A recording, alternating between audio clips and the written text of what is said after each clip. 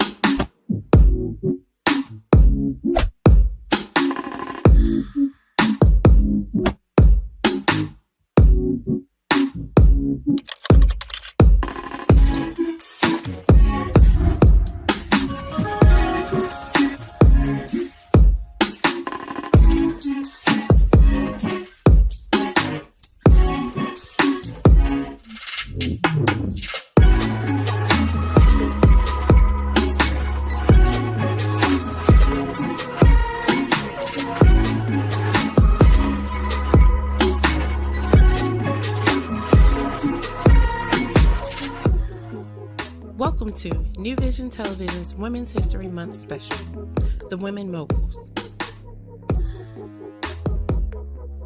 This month we will highlight many women from all different walks of life. Showcasing their talents and success, we have put together a lineup of commercials, events, PSAs, and more. We kick off day one with Women That Give. Up first, Christ Saves Hearts Foundation. Then the Job Start program. Later, VAS Fundraiser and Speak Life Gives.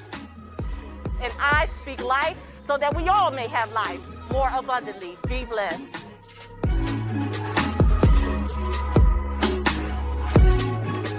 Later, we have Crystal Brody Smith, the Hope Catalyst. And finally, the Tried by Fire fundraiser.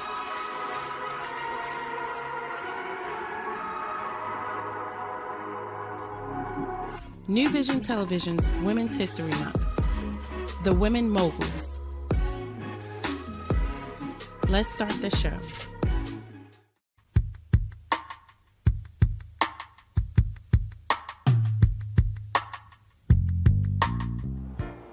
Hi, this is Corinne Underdew Bowman from Christ Saves Hearts Foundation. And I am Charnay Rogers from Christ Saves Hearts Foundation.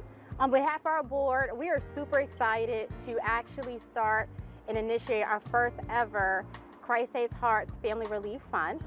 And this year, our 2020 recipient goes to Miss Cynthia Pierce.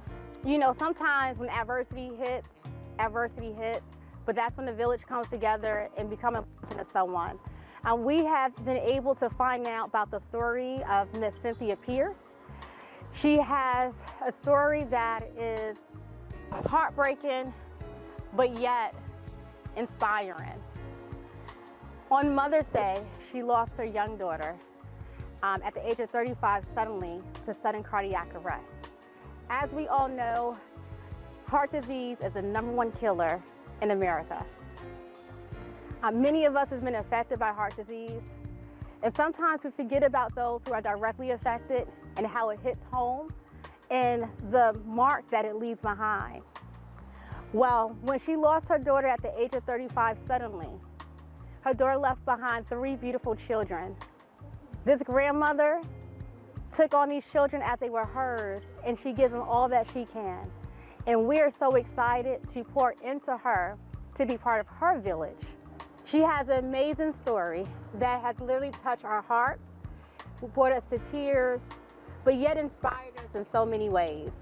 We're using this time to give back to a family that is most deserving, that can use this in ways and be blessed in so many ways. And due to this time of uncertainty, we here at Christ Saves Hearts Foundation always look to inspire, empower, and change and impact the life of someone else, because we know that it's not about us, but it's about everyone.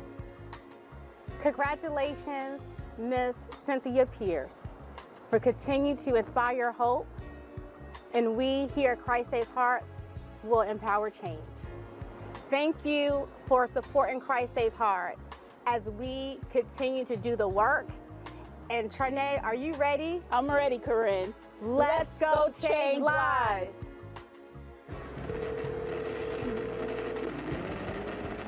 Hello? Hey, it's Corinne. We're here.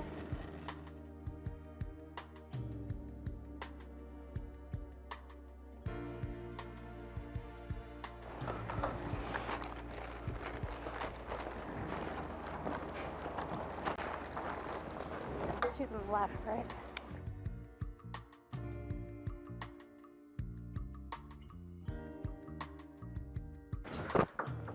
Come in. Come on in. Yeah, come on in. Oh my God. Hi. Hello. How are you all? Great. Look at you. Come on in. So, Yes. Oh my God, no. so No. on behalf of Christ Saves Hearts, we want to say thank you. We want to say thank you No. for everything that you embody. Your strength, your courage, your preservation, to continue to move forward. I don't know what to continue to say. do more. Continue to I don't know what to say. No, thank On you. behalf of our board, we want to do our part and be a part of your village. Thank you so much. Oh, Denise. For the next 3 months, your rent is paid for in full. Oh, And then you have extra money that you can use oh, come here, baby. for your family. Any bills, anything. Oh my God. We want you to start in 2021 Thank you. knowing that you will be okay. Thank you so much. We love you. We're here for you. And you are now part of the Christ Saves Hearts family. Thank you so much. I just don't know what to say. I'm so sorry to cry, but it's so great. It's so great. These are tears of joy, believe me, and gratitude. Oh. What do you think, sweetie? Look at that. You told me 2021 was going to be good. I just didn't expect anything like this. Oh. Phew. It's not easy. No, it's not. It's not easy. We don't know what you guys are going through. But this takes a lot of stress off. It does. It takes a lot of stress off.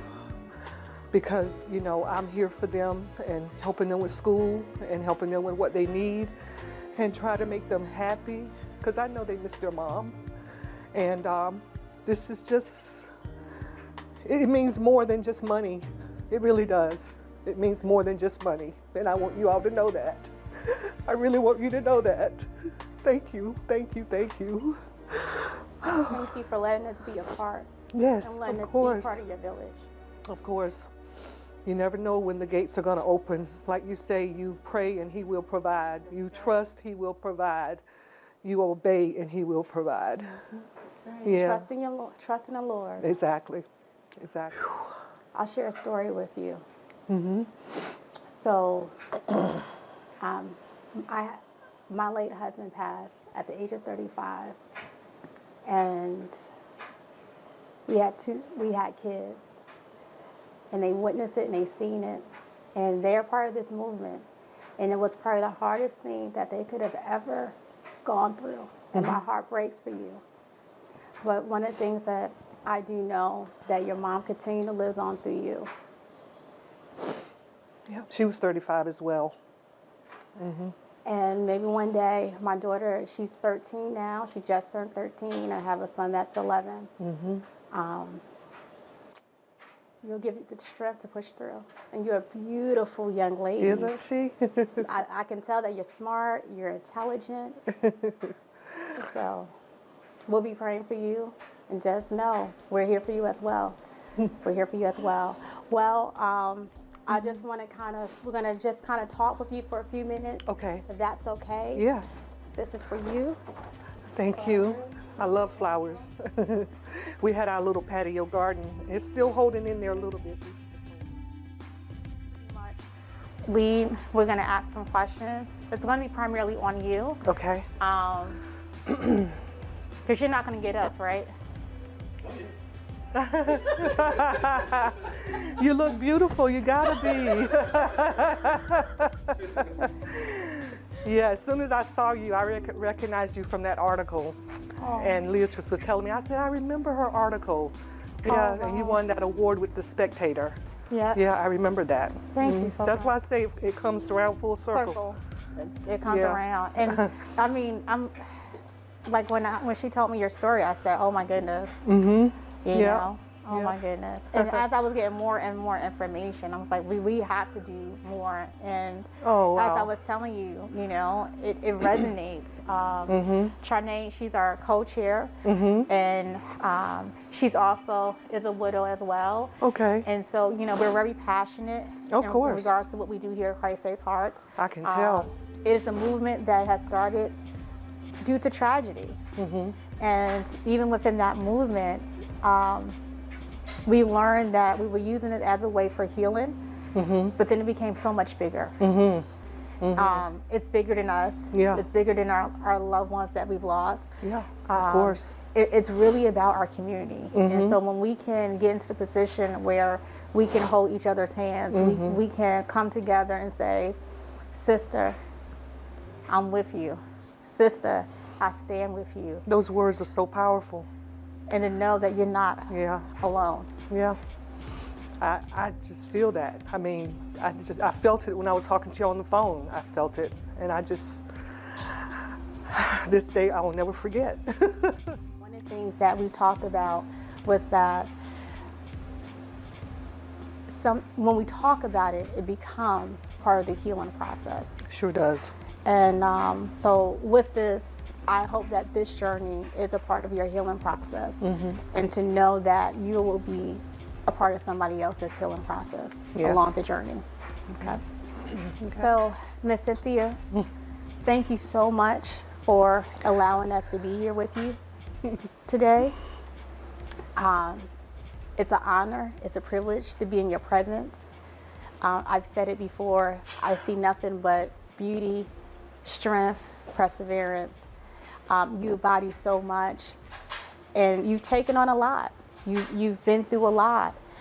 Can you share some of the things that transpired in the most recent? Okay. Samantha has always been a very carefree person. And when she was in school, she loved to dance. She was with the Hillside Dance Troupe. She danced with the Durham Arts Council with Sadia Shakur. And she was a Girl Scout. She ran track. She was a cheerleader for a little while. And I was a single parent since she was 5 years old. And we always strive to, make each other, do the best we could. She was a good student. She did not formally attend college, but she did take some courses, and she was working as a waitress, server at the time. Her first baby was born, which is Denise, in 2010, and they're all born in February, for heart babies. And then Dorian, the little boy, he's 7, and Danielle, the little girl, she's 5. And Danielle actually has her mom's middle name, Danielle. Through the years, we struggled as mother and child, but she never, it was the typical kind of things, which with me, sometimes trying to tell her so she wouldn't have a rough ride, but, of course, she didn't want to listen to everything. But I still never gave up on her.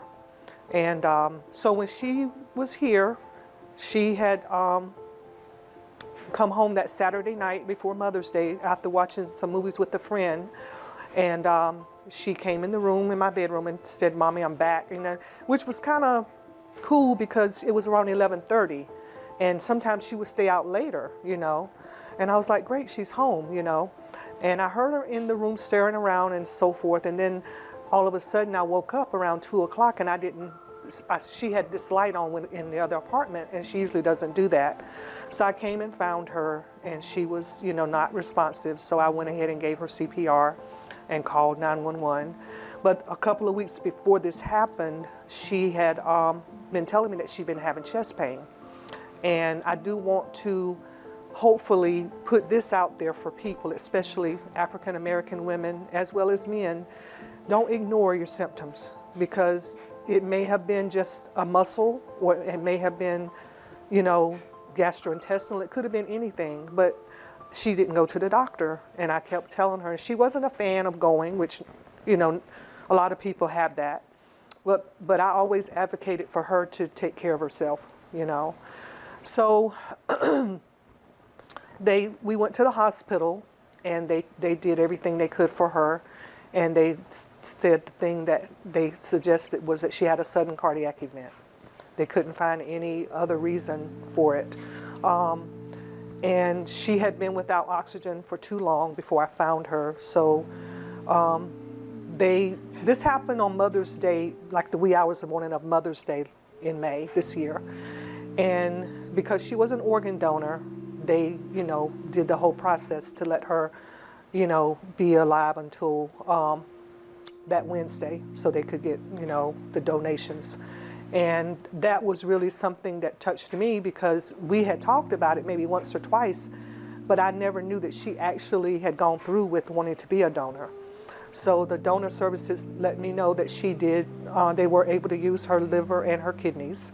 They did have a heart patient, but the patient wasn't stable. So of course the hearts are very fragile, so they can't keep them out for too long before they transplant them.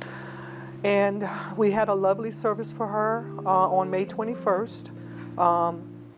I've had a lot of support. I've been at Duke, it'll be 38 years next month. And I've had a lot of support through my Duke family. I've had a lot of support through my big family. My mom is from 11 children. My dad is from 10. So we have a lot of relatives, lots of support. And the kids, people have rallied around us to offer, to do what they can. COVID has made it hard because I can't let them just go, with anybody, like they want to take them out to a movie or something like that. We really can't do that right now. But I think they're rallying, and he recognized that Denise was very creative. So we spent a lot of time at the Five Below, at the Dollar Tree, getting crafty stuff, and she's actually done some paintings. I wish she'd come out and show some. But we've done what we can with everything considered to survive. They do talk about their mom, and Denise, I call her, sometimes she doesn't sleep well, and I try to help her through that, and she'll come in my room and tell me I miss my mommy, and I just let her lay there with me, The two little ones, Dorian, was what we call a mama's boy. He did, feel very close to his mother. And he talks about things sort of in a philosophical type of way. He'll say something about, is that mommy's star up there at night? Or like we say, we take the balloons and when they went to the services, they were very good. I mean, they were brave. And I don't know how your children, but you probably knew that they were going to hold up. And I just tell them, mommy's looking down over us every time they mention their mommy. And I have been stronger than I thought I would be with trying to handle them, because when I look at them, I can't help but see her. Right. And it makes you miss her. And it makes you wish that she could be here for the times that they do well in school and the times that they're going to have for holidays in the future. But like you said before, we're only here on this earth as borrowed. But I'm so glad I got a chance to have her and to be with her when I was. Yep.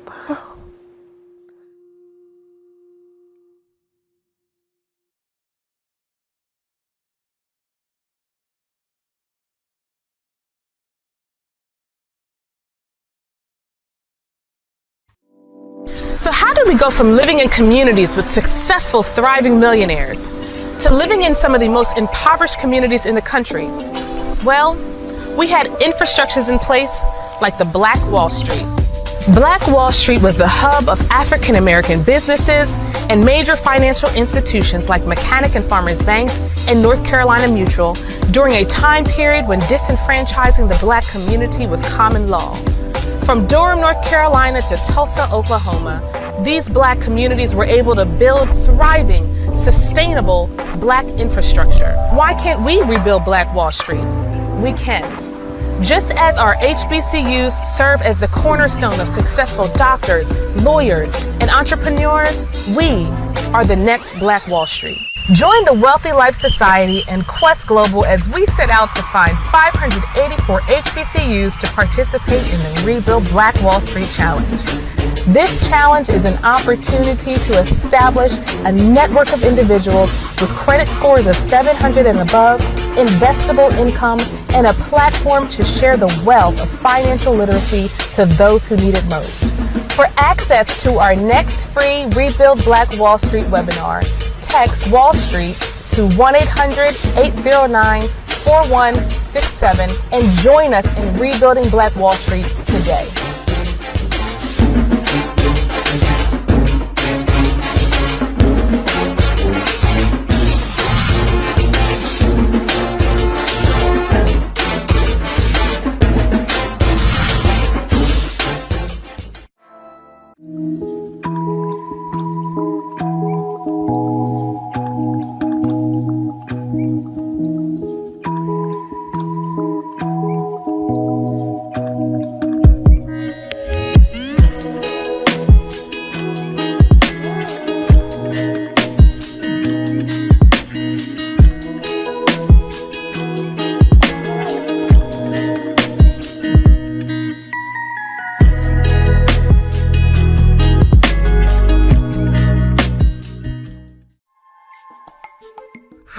Tawana Baker, the CEO and founder of BCC Travel Elite.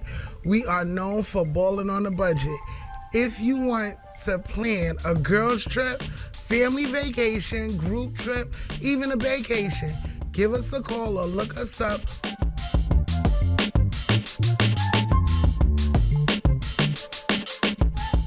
I'm Tawana Baker, the CEO and founder. We love balling on a budget.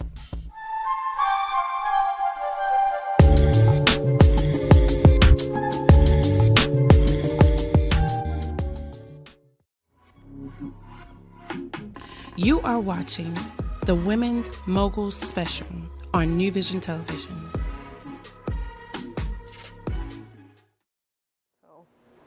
But I do want to say this. When Samantha was in the emergency room and I was there, they had a social worker come sit with me while they were doing the things that they had to do. And when it was time for me to visit with her before they took her upstairs, I don't know why this resonates in my mind, but the nursing staff and the doctors, the social worker walked with me, and the other side of me was the attending physician. The nurses and doctors were lined up along the side of the wall as if they were giving me that support. You know, it's like they were saying, you're not alone, texts and uplifting messages. I have attended Lakeview Missionary Baptist Church, and I get a lot of support from them. Excuse me. So I do have people that I reach out to, yeah, and they reach out to me. Yeah, and then I have this. Yes, you have us. You add us to the list. Yes. Now, I know. Now this happened in the midst of COVID, and I think for many of COVID has affected us. Some people spiritually, mentally, emotionally, physically, and financially. Yeah. With the passing of your daughter, Samantha, and with COVID, how has that impacted you financially? Financially, with the basic thing is having to want what's best for the children's environment. Like I said, having to move to a bigger apartment. They're growing, making sure that they have clothes and, you know, things that they need. We haven't actually struggled with food so much because they're at an age where, you know, we eat well, and we've never really, I don't know how to say it, but like right now she's eating an apple, and I think I'm a smart shopper. So we haven't really suffered for food, but it's more of the structural things like having a roof over our head. And, you know, I have a decent car, but, you know, like right now I know I need a couple of tires, you know, things like that. And I've managed to budget. I don't do a lot for myself. Like, you know, I want to go to the hairdresser, which COVID, you really can't do a whole lot. I don't know how they're working that now anyway, because the last time I had a hair appointment was in March. So, you know, stuff like that. But I think, you know, having the idea that the winter's going to be better for us because of you guys, knowing that we're going to be in this apartment and we're going to have heat and we're going to have linen for the bed and we're going to have shoes and coats and stuff for the kids, that means a lot.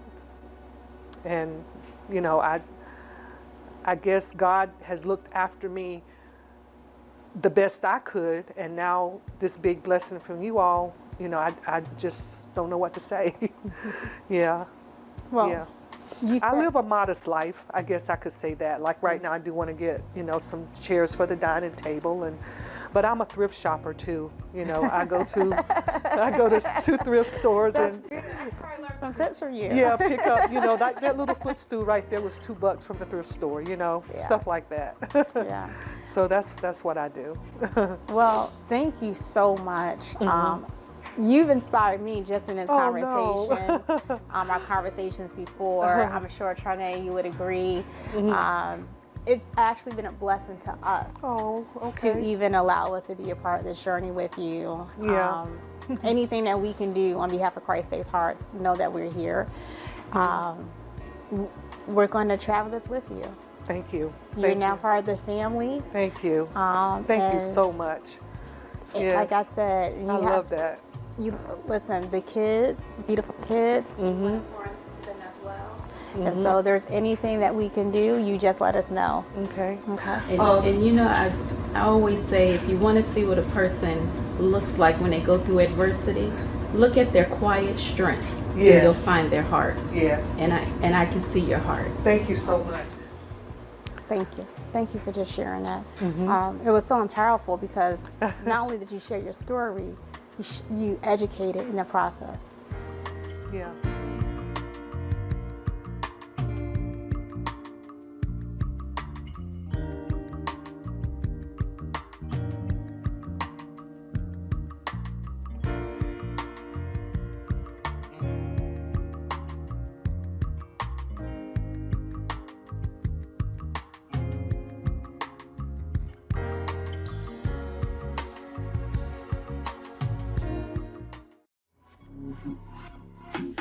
Up next, we see how the Job Start program changes lives.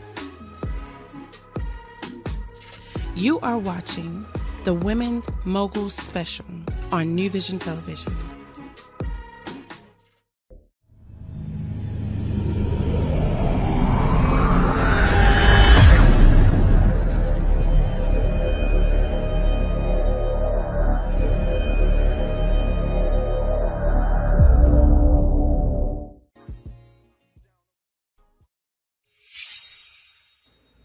You are watching New Vision News, your small business, nonprofit information source.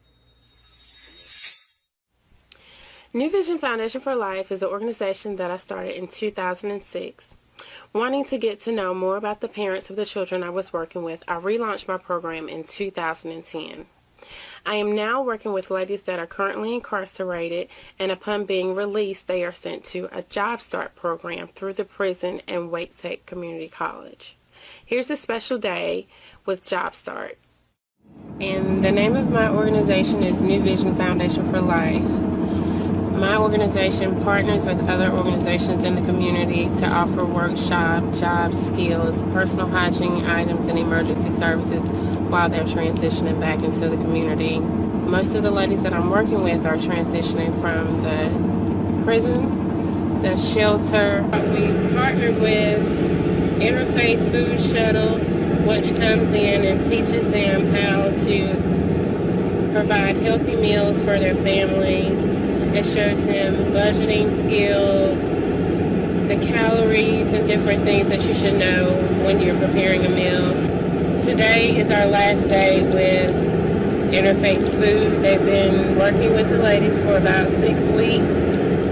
And today is the graduation for the ladies, and they're going to be having a contest, which is going to last about 15 minutes, where they're going to be using all of the food groups, and we're going to be giving out certificates after the class is over, and just talk about some of the things that they've learned throughout this past 6 weeks.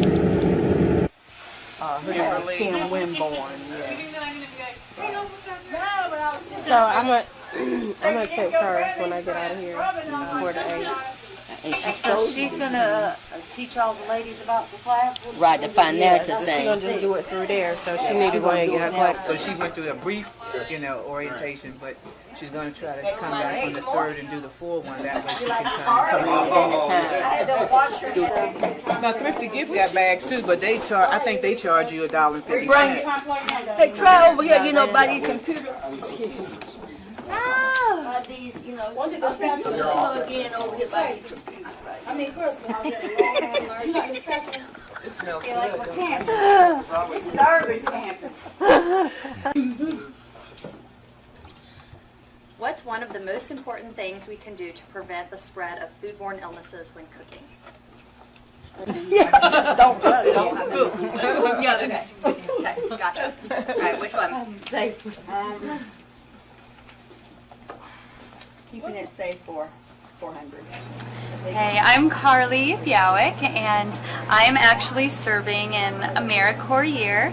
So that means that I work directly for an organization in my community, and so I am placed at Interfaith Food Shuttle, which is a food bank that serves a couple different county areas around Raleigh. And so as a food bank, we do distribute food, but we also have an urban agriculture piece. So with that urban agriculture piece, we have a teaching farm, and we also have a couple of urban gardens. And on top of that, we have a nutrition department. With our nutrition department, we actually are able to implement courses through the Cooking Matters campaign that was started by our national partner, Share Our Strength. And their goal is to end childhood hunger by the year 2050. So that's a pretty hefty goal, but we really do believe that we can reach that goal. And so we're working and implementing these courses, and we work with, we target low-income populations so that we can teach them food resource management skills, we teach them culinary skills, and we also dive into nutrition education focused on my plate. So I have the awesome honor of coming out coordinating these classes. We rely a lot on our awesome volunteers. We have so many great volunteers that go above and beyond to really make these classes happen, and they build relationships with our participants in the community, and it just is a really beautiful way to come together as a community and empower one another. And most of the time we end up learning way more from our participants sometimes than I think that we teach, but it is such a great organization to be a part of, and I'm very thankful for this opportunity. I think that we're all winners. You guys all were super creative, and then you actually, like, you kind of made the same thing, but you took a different take on it. And I'm really impressed that you both added fruit to your rice dishes too. That was awesome. And you guys had to work with limited resources. So I can see how now you can, when you're at home, you can look at your pantry and your fridge and have a vision and throw stuff together, right? It's possible. Yeah. I believe. So I can't wait till you guys one day invite me over for dinner at your house. We just throw stuff together. So should we have everybody grab a plate and eat? Yes, and then we thank you for blessing us with the insight of creativity, of being able to just throw foods together and make meals. Father God, we stuck together with no confusion, Lord. We just thank you for that. We thank you for Interfaith Food Shuttle coming out to show us how to eat healthy, Father God. We thank you for the angels that came through.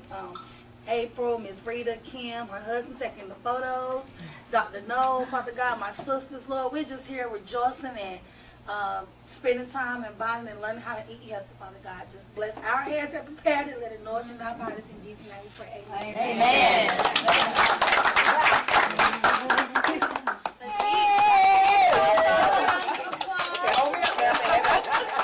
thank you, Kim. And then we'll get the recipes from the other ladies. We're going to leave these in here. We did it, girl.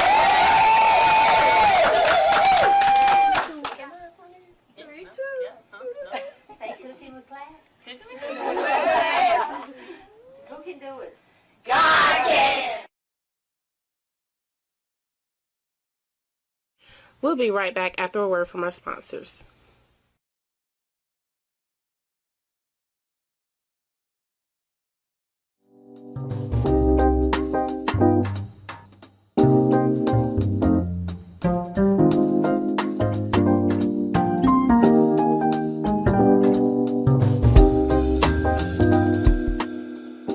Good day to you. Good day to you.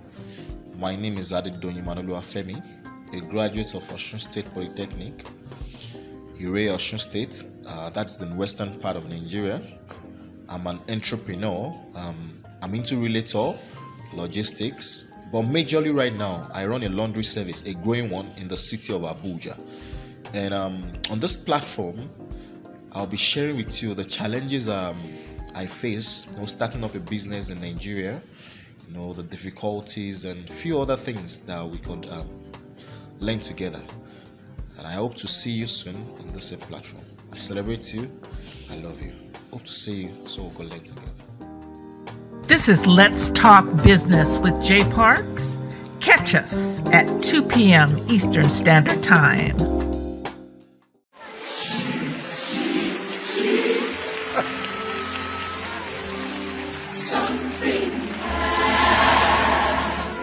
Can you help us all? We're expecting expecting something, Jesus. Have you ever called on Jesus and supernaturally He turned your situation around?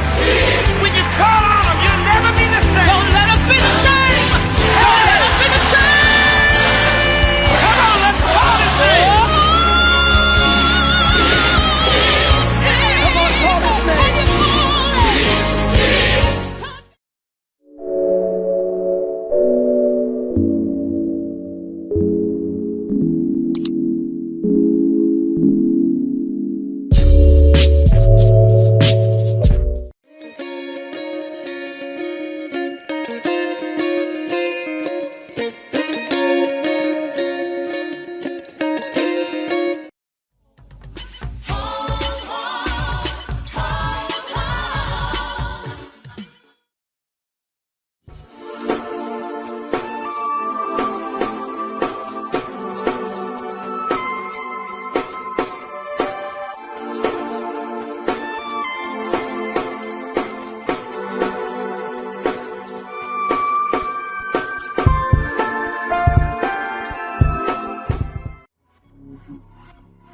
You are watching the Women's Mogul'S special on New Vision Television.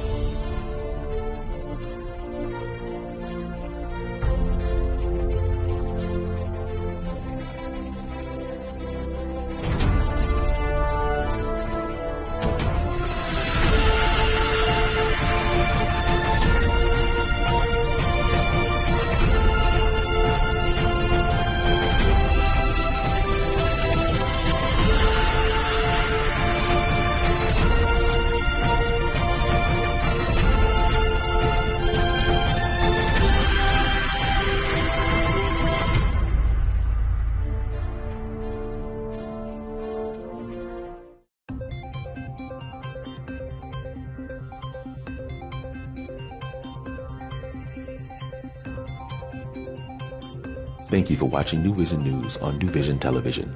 Stay tuned to the full show to catch our featured stories and watch the commercials to see if your local business is represented.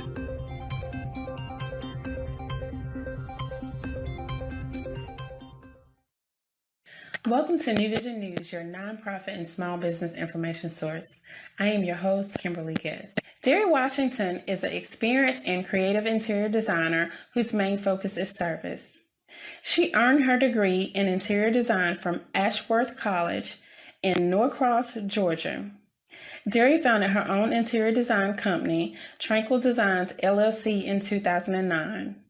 Derry's passion goes beyond her own design style. She has a passion for women and families. The New Beginning House for Women in Transition just might be her most important project. Tranquil Designs, New Vision Foundation for Life, and Women of Purpose and Destiny have teamed up to take on such an exceptional endeavor. Hi guys, we are at the New Beginning House. Correct, Kimberly? Yes, New Beginnings. This is the project that I've been talking about on Facebook, and it is a project that I have different subcontractors that are giving back and donating their services. I just want to introduce a few of them. I have AJ and Brian here from Chroma, and I just want them to say a few words on why they really decided to give back to this project. Awesome, thank you. Yeah, so again, AJ and Brian with Chroma Painting. When we started this company, there's a couple things that we really wanted to make sure that we did. And the thing was, the word we came up with was impact, right? So we wanted to have impact on our customers, making sure that we took care of them. We wanted to have an impact on our workers, our employees, make sure that we're investing our time and resources into them, making sure that they have the opportunity for a better future. And the third thing we really wanted to do was make sure we had an impact in the community. We want to make sure that we have a presence there, that we give back, because we've been blessed and we've been given much. So we want to make sure that we can help out, give back to the community, and then be a presence there with them. it's really great to receive, but it's even better to give. So this is a project that is very near and dear to my heart. These women are in prison. Some of them are serving 27 years, some are 13, some 5, for whatever the reason, and they are transitioning out of prison into the workforce. So Miss Rita, who you will finally see and meet, she's in the house right now. She is the person who's decided to actually give this home as her gift to these women. So we're going to take you in the home. We're going to walk through. This is the first day. We're just doing a walkthrough today. Hopefully we're going to get started sometime next week. So we're going to take you through and just show you exactly what's going to happen. So guys, this is Miss Rita. Hey. Hi. Hey. And I would like Miss Rita to say a few words and about the program. Well, I am Rita Suter, and having a home for women is something that I've always wanted to do. My personal ministry, which is called Women of Purpose and Destiny, this is a long-time dream and goal that we had set for ourselves. Having the opportunity to work with the Job Stop program and the JAGS program at the North Carolina Correctional Institute for Women was the door opening for me to really work with the women. And so I am very excited about having been blessed to have a home. And I don't call it a transitional home. I call it a home for women who are in transition, because any women can be transitioning. And you can be transitioning from homelessness, you can be transitioning from just so many other things other than just being incarcerated.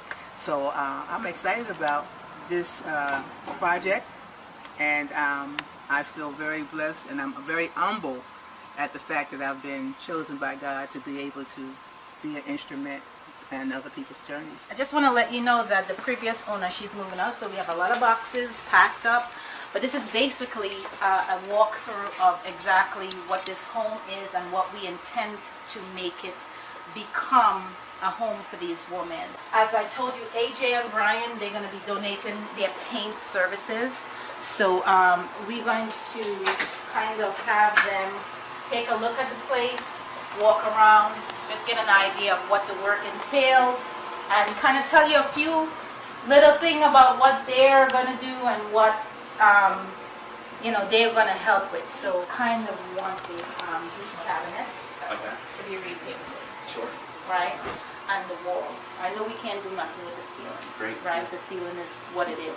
Yeah. Put some color on the walls. Right. So I want to bring some color on the walls. I want to do the cabinet, paint the cabinets. And this is the hallway. We're going to actually we're not doing any moldings. Okay. We're going to do walls and the cabinets. We can do that. Right? Okay. So we plan to actually redecorate. So once you guys finish with your painting, the designers will come in and we have a plan that we want for each room. So we want each room to represent something different for these women. So this is one of the bedrooms. So there, are we doing different colors Yes. per room? Yeah, different colors, different rooms. This is going to be their bathroom, and maybe you're going to do you guys going to just paint the walls. Okay. And this might be painted as well. Yeah, we can do these little repairs in here too. Yeah. We'll repair that. So, Vacuum. yeah, I'm going to change this mirror on the wall, change up the lighting. We can also fix like some little nail pops. Yeah, that'll be great. Yeah. That'll be great. And I'm going to, this is the last bedroom, and this is one of the biggest bedrooms that they have. So there's 3 bedrooms all together. Okay. Right? And this is the same walls, right? And bathroom here. we have another bathroom here. Right? And we're going to also do walls in here as well. Great. Right? So basically we're just not demoing anything, but we're cosmetic. Yep, right. Right? Yep. Yeah. Not a problem. For the cosmetic part, because the house is in good condition. Right. It just needs personalizing. So do you have colors in mind already? So I have the colors in mind. Okay. I have the carpet color in mind as well. Great. We haven't pinpoint who's going to do the carpet yet. But Sure. Yeah. And then we have a closet in here. I don't know if we're going to, yeah. We might just paint the closet too. Okay. It's just one closet Fantastic, in here, yeah. The hallway here, and I'm gonna have my guy replace some of these moldings. Sure. You know, the walls. We are taking these off. Okay. So maybe some patchwork back there. Yep. Yeah. These are gonna be off, so we're gonna have to do some patchwork there. Great. No, that's great. And I think we can do like an eggshell sheen on this. Yes. Keep it washable. Yes. Use McCormick paints. Yes. Gotta throw that out there. Absolutely. I think just by the paint on the wall and then the paint on the cabinet will change the whole, you know, decor and dash in the kitchen area. So I'm excited about that. I just wanted to see what my contract is going to do as far as the countertops and stuff. So let's see what's going to happen there. So we did the walkthrough of the home. It's not a very large home, but as we know, these women, they just want something to call home, and that's very important to us. And the goal for us is to make them feel like they are home, right? So when Miss Rita had told me about this mission of hers about a year ago, we spoke, and she told me what she wanted to do. I said to her right away, because you know my heart and my passion are for women. It's not that I'm not for men. I do love men as well, but I just feel God laid it on my heart to be that vessel for women. So I take this very seriously. We are still in need of a few things. If there is anything that anyone wants to donate, furniture pieces, you know, beds, mattresses, we are open. We normally don't ask for donations. We do it ourselves, but we just want to give the community an opportunity to give back as well. So I have Kimberly here, who hardly says anything, but I would love her to say something because she was the reason why I became a part of this whole program in the first place. So I'm going to hand it all to Kimberly and let her say a few words. Hey everybody! I love women too. And I'm so excited about this project. The ladies that are transitioning into their new lives and their new homes. I'm so appreciative for Miss Berry and Miss Rita to just invite me in to be a part, and I'm excited, and it's going to be really nice. I hope the community comes out and support. It is really needed. It's a really important matter, and we will see you soon. I think we're just really excited to be a part of the project. I know since we started Paloma, we've been looking for a project to get involved, and this one kind of just fell in our laps, and we're really excited, especially now being in here. There's some real excitement going on.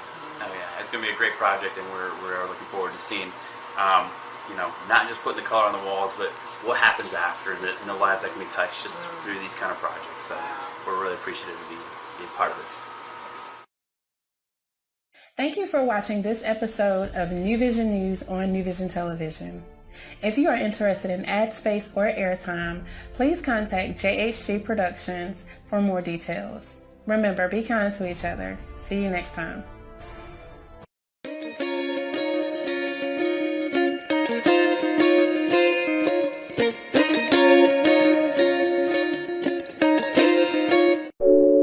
Hi everyone, my name is Derry Washington. My company is Tranquil Designs LLC, and we are at the New Beginning House. We started this company.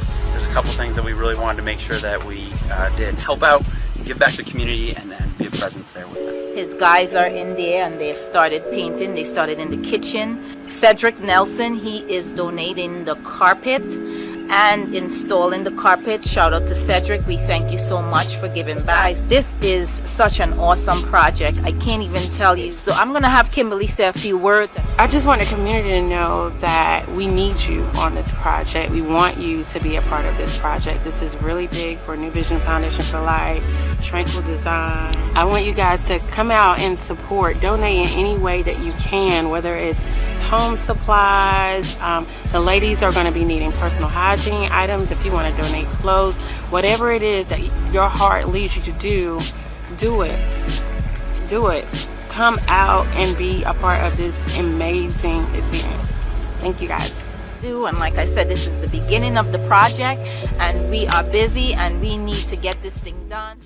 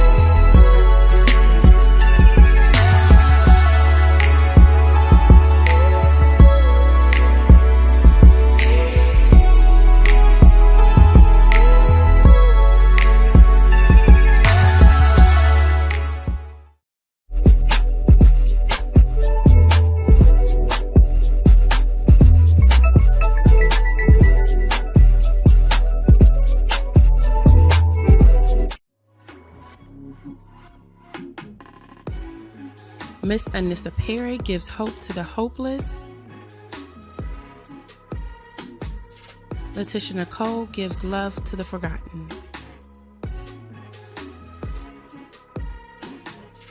You are watching the Women's Mogul'S special on New Vision Television.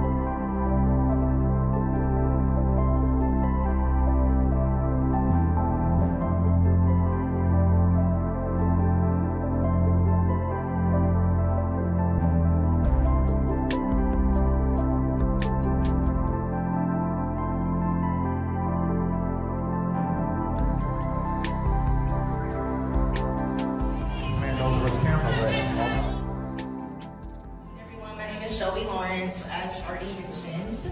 As many of you, I have been aware of homicide in my community. However, I never thought it would be something that will impact me personally. I got a phone call at about 10:30 to let me know that my brother had been shot.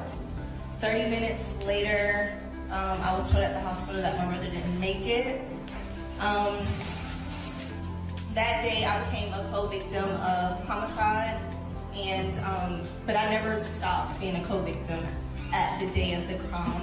It doesn't stop at the crime itself, it keeps going. So for example, people suffer from depression after the actual crime, or depending on who you lost. So if you lost your provider, at this point now you're suffering from financial instability, or etc. So that's where VAS come in and their support. So for me, it's been like more so emotional support. I know for at some time I kind of like was frustrated with like my friends and extended family because I felt like that they didn't provide the support that I needed. However, I had to remember that just because they never been through something so sensitive, they probably wouldn't understand. So VAS kind of gave me a new circle of support of people that do understand. Also, they let me know that it's okay, like if your loved ones don't understand, you can tell them like how you need to be supported. So if you need that extra call during Christmas, that's okay. I just want to thank all of you that came out here, especially those that paid for tickets, and even the families for being here. Like he mentioned, that this helps us with the retreat, and during the retreat, we continuously increase our circle of support. Also, I want to thank you, Miss Anissa, all your sacrifices, working 3 jobs to make this happen. So I just wanted to make sure I thanked you, and that's all. Thank you all. Enjoy the rest of the day. My name is John Powell. I'm Director of Restorative Justice Clinic at the Law School of Cameron University here in Raleigh. Joy and I had the honor of being at the retreat this year and facilitating what we call circle process, which is a way that everyone in the room has a voice. We bring prompts for people to answer. We build relationship. We build a safe place, and it's one of the most sacred places that I've ever been in this. And I, too, just had to give so much thanks to Anissa for what she has done. She and I met when she attended a Victim Certification Academy several years ago. As you know, she has experienced this greatest loss of losses. And she was one of these people that after I got through making my presentation about victim offender dialogue and circles, she wouldn't go away. Those of you that know her know that that's a character trait of hers. But she was inquisitive that day, and she said, I want to know more about this. And now look at this room and this thing, and just think about what you and others have done.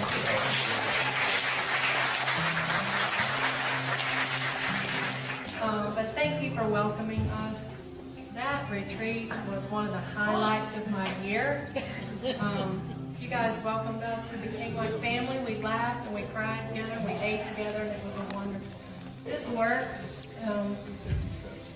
I just can't even begin to describe what it means to me. 7 or 8 years ago, my own life kind of fell apart.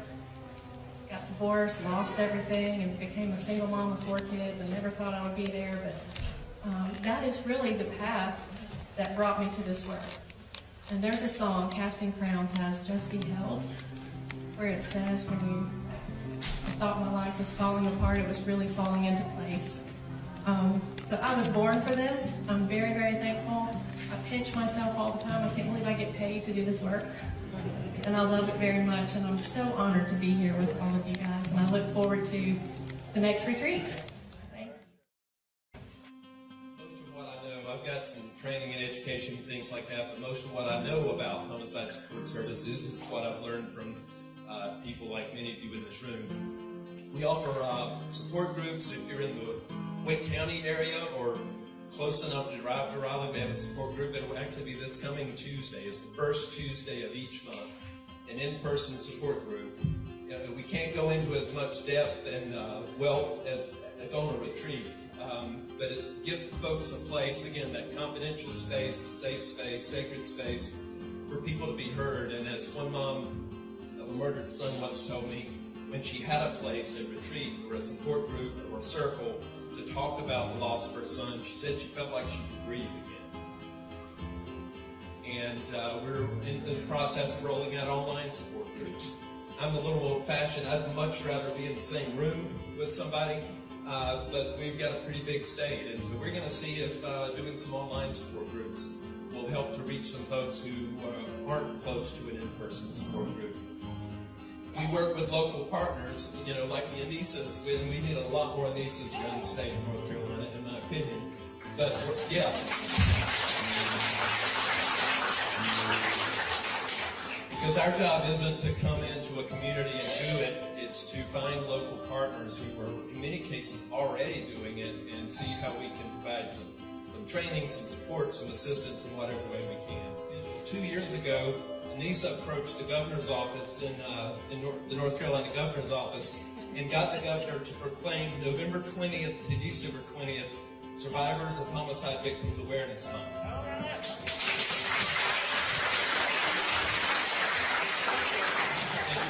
We took that opportunity to start an annual candlelight vigil. This year it will be on December 10th. For more information, you can find our website or get a card from me tonight or something like that.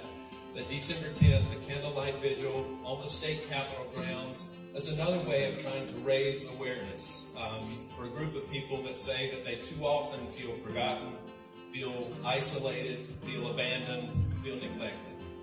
So we're trying to change that even through some awareness events like the candlelight vigil on December 10th. So I'm going to stop there. And again, thank you. And thanks to all of you who are here tonight. It's really awesome to see this many people interested in this area.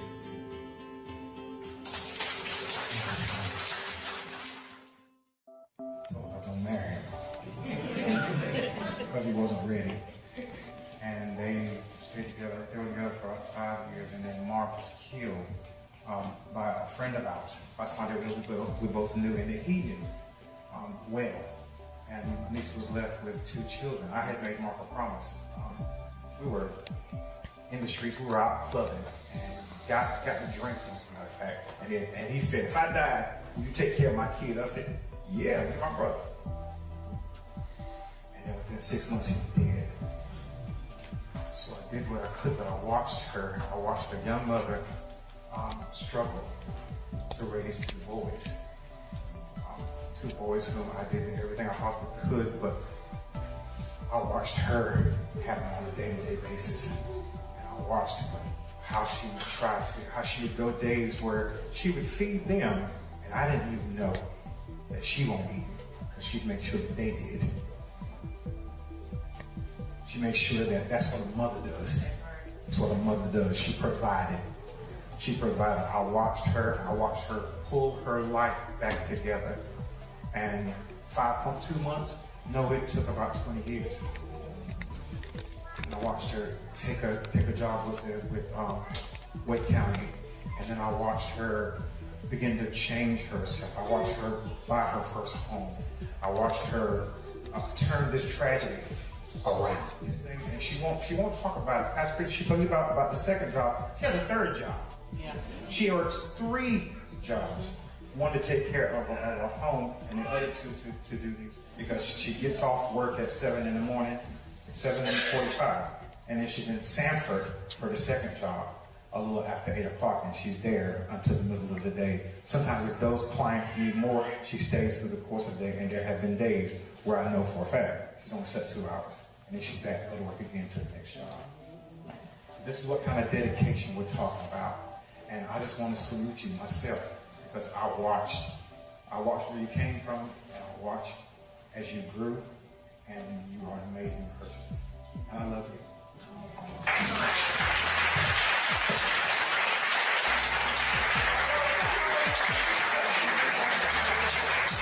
Stand up and give her a hand.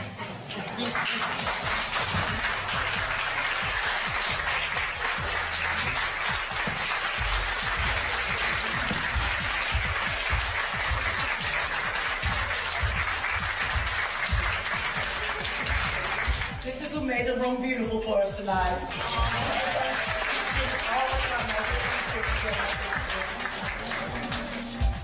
People see me, and they don't know what to do with me. People see people like Shelby. They don't know what to do with Shelby. So we come together, and we raise awareness, and we get resources for families like us. We're going to continue to do what we do, and I ask you that you all come out again next year. Tell a friend, tell a loved one. If you know someone that suffered a loss of homicide, we're here. I'm a phone call away. All you gotta do is call me. Thank you all for coming out. Thank you for being here with us. I really appreciate y'all.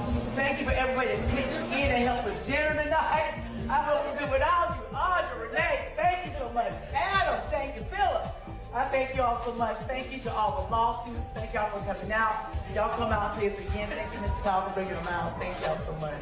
Thank you all. Y'all have a good night.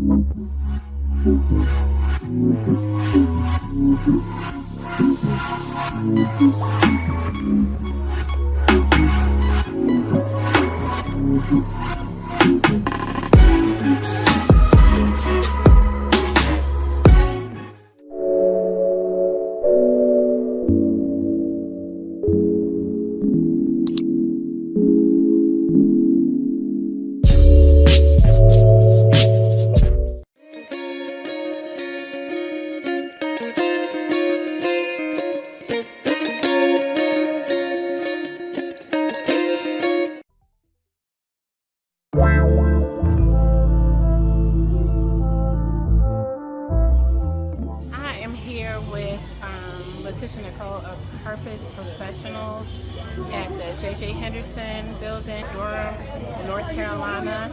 We're here to serve the community.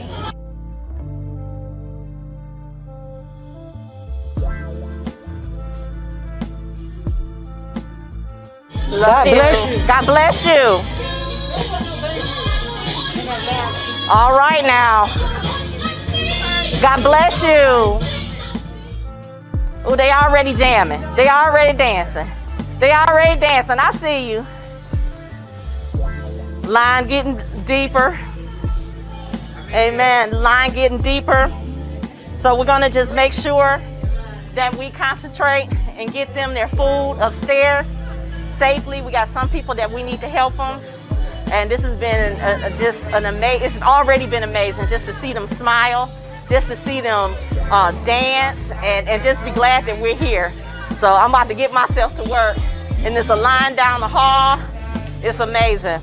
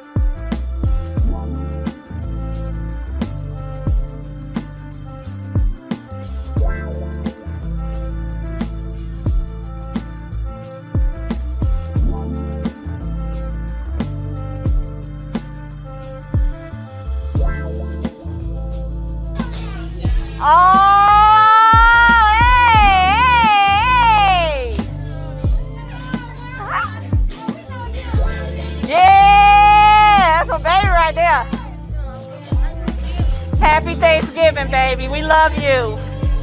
We love you. This is what it's all about. Having fun, fellowshipping. Yeah, that Beady Boy. Uh-huh. You don't like that camera. You don't like the camera.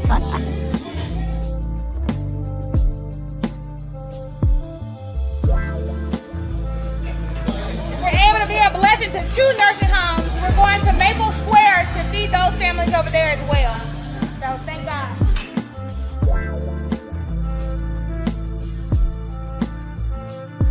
We appreciate Speak Life and Miss Letitia Nicole coming every year to bless us with this food and grocery. You know, the elderly here and disabled. This is something that we need, and we really appreciate her and the other people who come together with her to do this. We appreciate it very much. Praise God. We are so excited to be here another year to be a blessing to our people here at J.J. Henderson Towers. You know what? People forget about the orphans, they forget about the widows, and they forget about the elderly. But God has given me a mandate that every year I am not to forget about them, because they are the ones who took care of us. They are the ones that made a way and paved the way for us. So it is up to us to take care of our elderly and make sure that they have food, make sure that they have the corona testing, make sure that they have diabetic things for their feet, and make sure that they have food in their refrigerator, and make sure that they, most of all, feel love. You guys, my name is Letitia Nicole, and I speak life so that we all may have life more abundantly. Be blessed.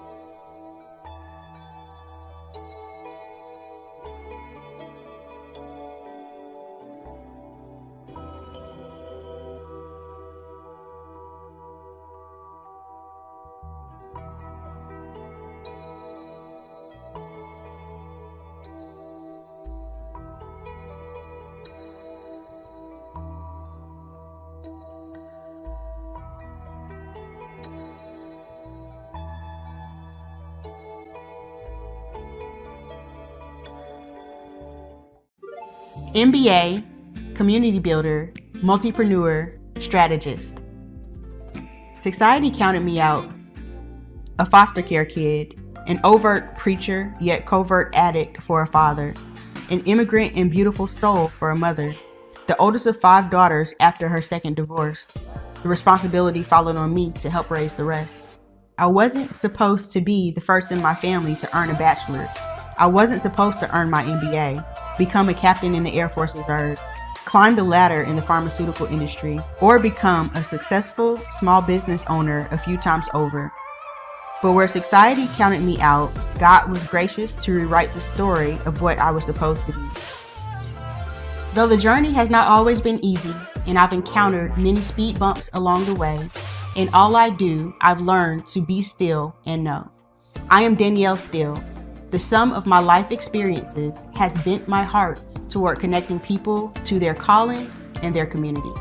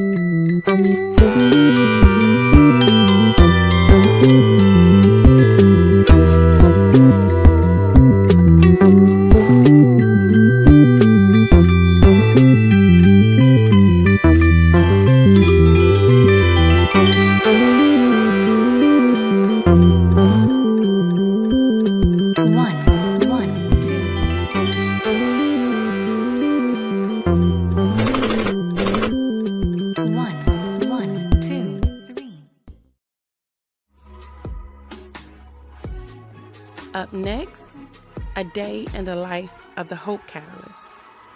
Tonight we close day 1 out with the Tried by the Fire virtual fundraiser.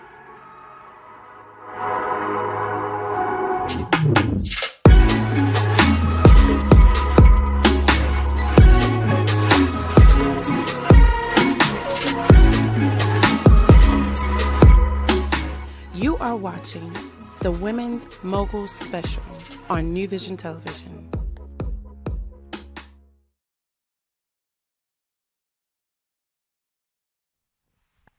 Ready? Hello? All right, sis, I'm on my way. Yeah, you have a doctor's appointment, so we'll go do that. I just cut the TV off, so I'm about to leave the house now. I got your bookmark. All right, bye-bye. Whew.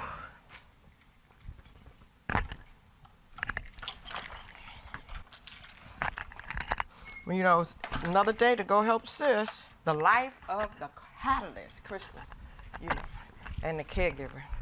I'm putting on my armor right now, y'all, because, you know, when you're working with people, you have to be patient because sometimes they're a little difficult to deal with. So just a word to the wise.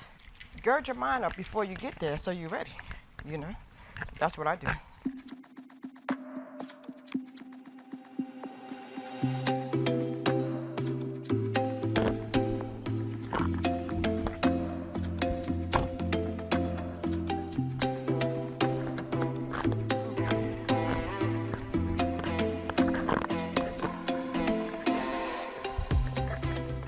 Out here today. So guys, this is where my sister stays, and you know it's good if you pick a nice place where they keep the grounds up. You know, you don't want to put your loved one just anywhere. If you look around, they do a pretty good job and they keep it up, you know what I'm saying? So if they want to stay by themselves, pick a good place.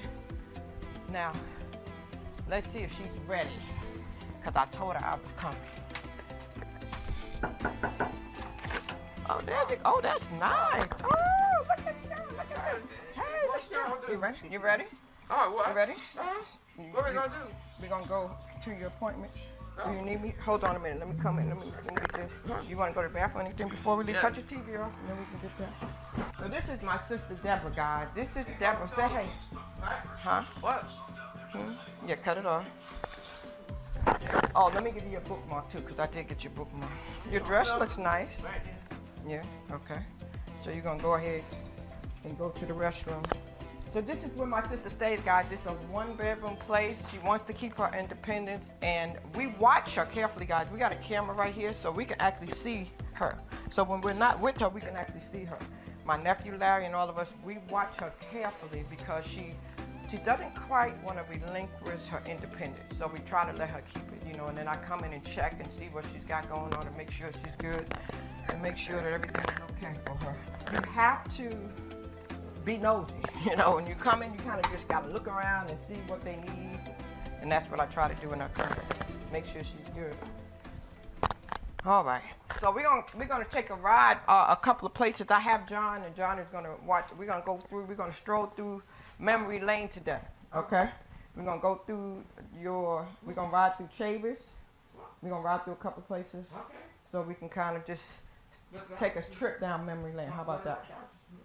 We got the doctor's appointment at 12:30. So we'll go there at 12:30. So you're good, and then we'll get something to eat and everything too. You feel okay today? Okay. Yeah? Yeah. Okay. Tell the people what your name is. Deborah. Yeah. Are you born and raised from Raleigh? Are you from Raleigh? I am. Yeah. Where'd you go to school out here? Chavis Heights over that way. Yeah. Yeah. Yeah. And Charles? Mm-hmm. Charles. Yeah. Yeah, our brother, you know. And y'all stayed in Chavis Heights. Okay, so we're gonna ride over there. Let's take a ride over there. Let's get your key. Yeah.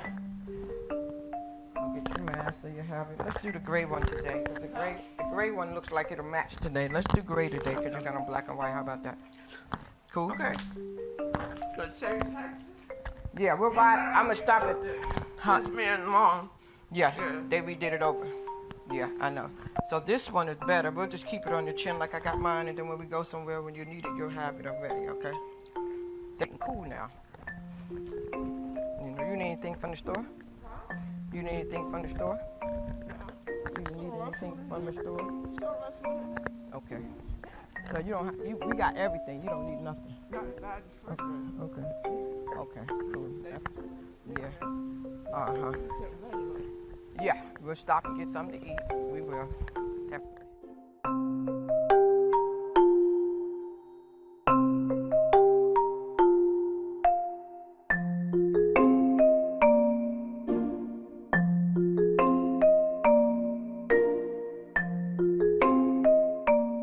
St. Augustine's College from 1978 to 1982.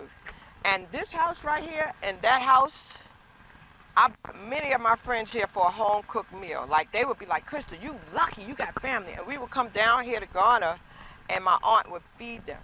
And that's the memory that some of my friends have right now, is coming and visiting my family and sitting here on this property. So it's nothing like having a good old country when you're coming from the city. Because, you know, you got to remember, I was born and raised in New York. So this was a blessing to have this, you know. So it's a beautiful thing. Hey, yes, ma'am. Hold on 1 second.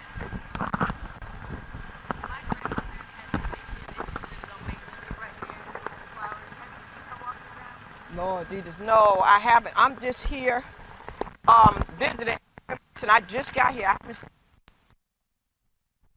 Where she live? On Main Street? What does she have on? Wow. We didn't see no woman walking, right? John, we ain't seen no woman walking. She said her grandmother had dementia and she's out walking. Was there? Which way did she go? He said he saw a woman going that way. Did she have a cane? Yeah. Older lady go. Go. Okay, thank you. Okay, no problem. You see what I'm saying, guys? That's exactly what I'm talking about. She looking for her mom that had dementia. Wow. And we saw her. And see, that's what I'm thinking my sister has. So, guys, man, take care of your family, man. Stay in communication with your family. Wow. Wow. Wow.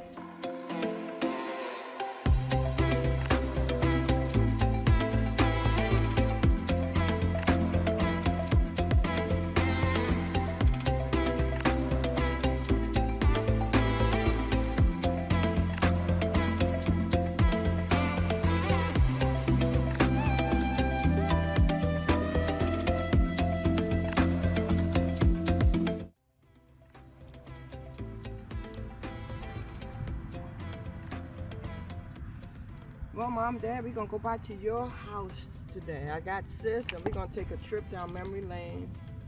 Since I wasn't born here in Raleigh and Deborah was, I'm going to take her for a trip down memory lane. I sure wish people get it, man. I wish they understood that while their parents are alive, to give them their flowers. I love you, and I thank you for everything. I wouldn't be the person I am today if it wasn't for y'all.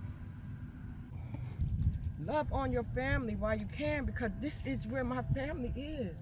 Mom, Dad, brother, grandparents, cousins. Oh my God. This is where my family is, except for my sister and me. Where's your family? That's my question. If they breathing and they walking and they talking, please, please don't sweat the small stuff. Forgive and forget.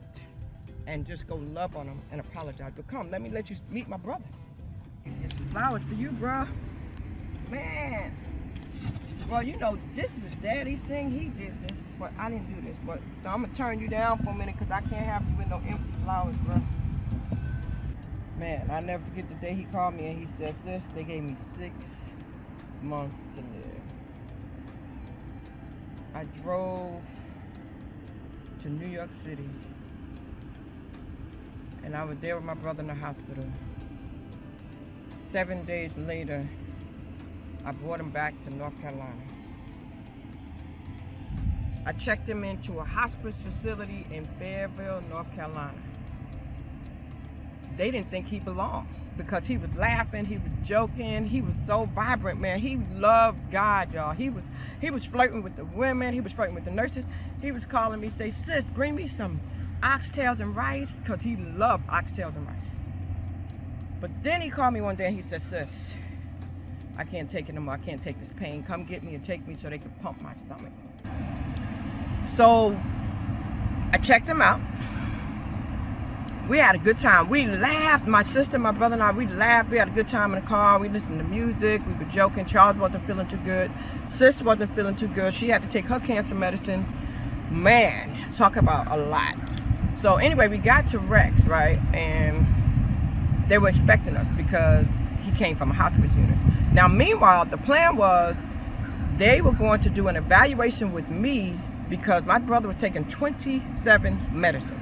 So they had to evaluate him because the next day they were going to bring him to my house. He was going to be hospice at home until I could find another place, right? All because he wanted his stomach pumped, okay? So get this, we get to the emergency room. They say, okay, they discharging him. I said, discharge? I said, where y'all think we're going? I said, no. I said, I brought my brother here because you have a cancer unit. I said, my brother can't go home. I don't have no bed. I don't know what to do. I said, I just brought him from the hospice facility. I said, can you please go get me somebody from upstairs in the hospice unit?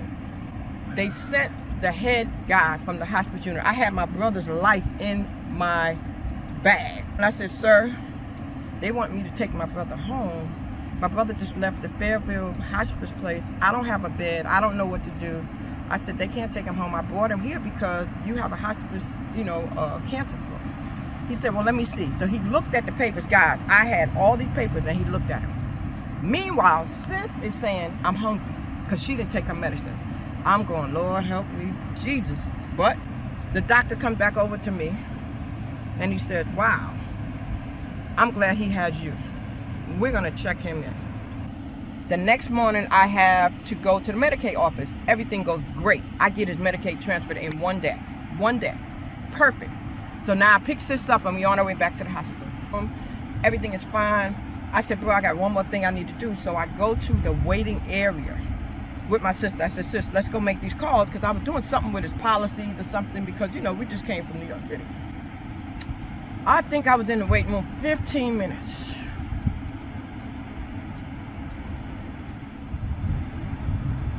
Then the nurse comes in the room and she says,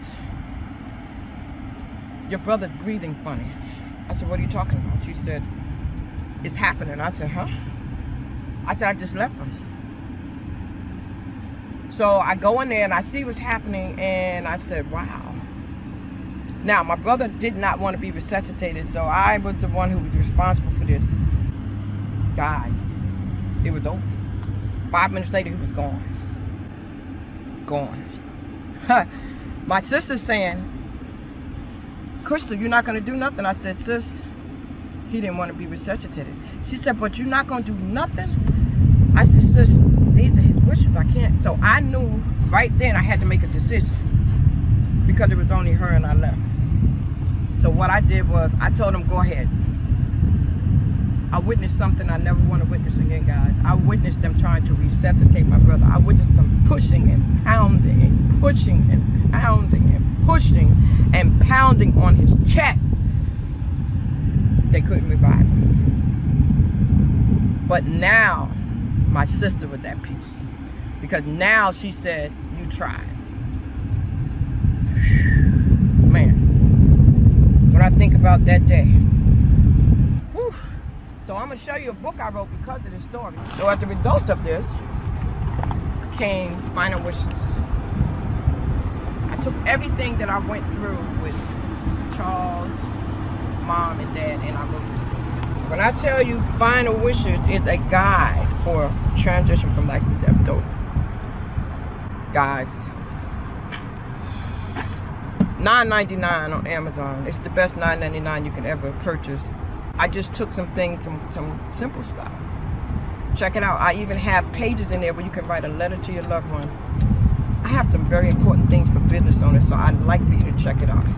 And it's not about selling a book. It's about giving you peace of mind.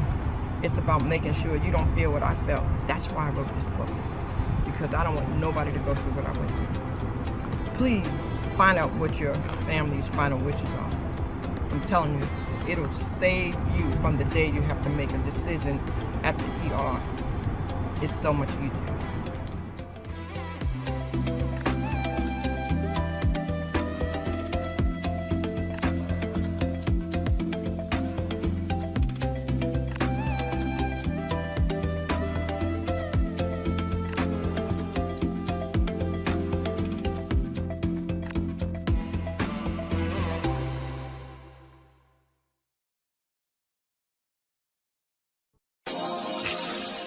Hello, my name is John Guess, founder and CEO of JHG Photography and Films and co-founder of New Vision Television. Over the past few years, we have generated over 80,000 post views and over 30,000 video views on Facebook alone. Our clients' good works are getting noticed.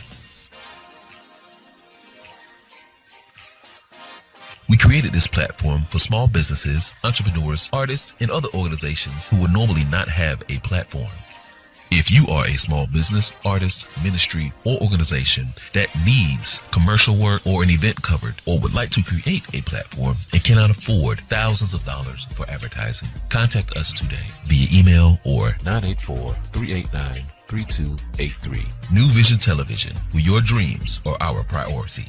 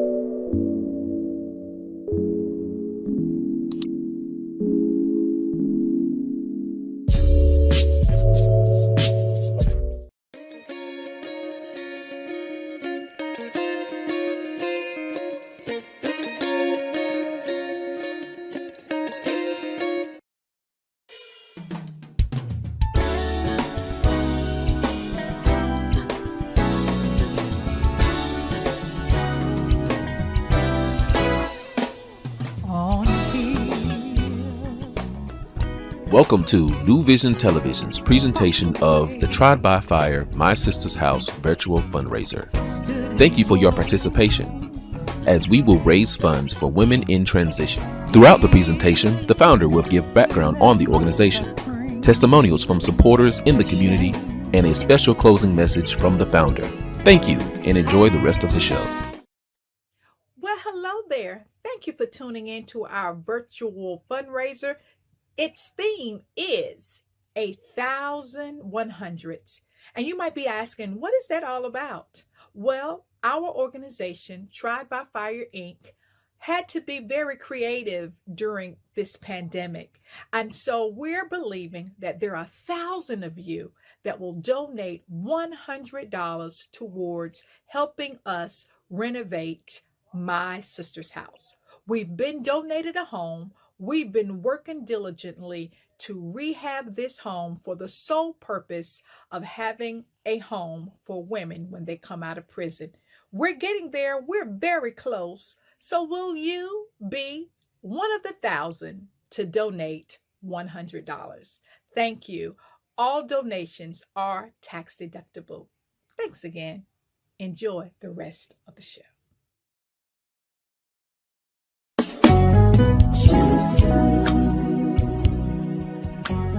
I began doing prison ministry in the year 2000. I had been singing for a few years, and my father thought that it would be a wonderful ministry to go out and to sing to those who are lost, those who are without.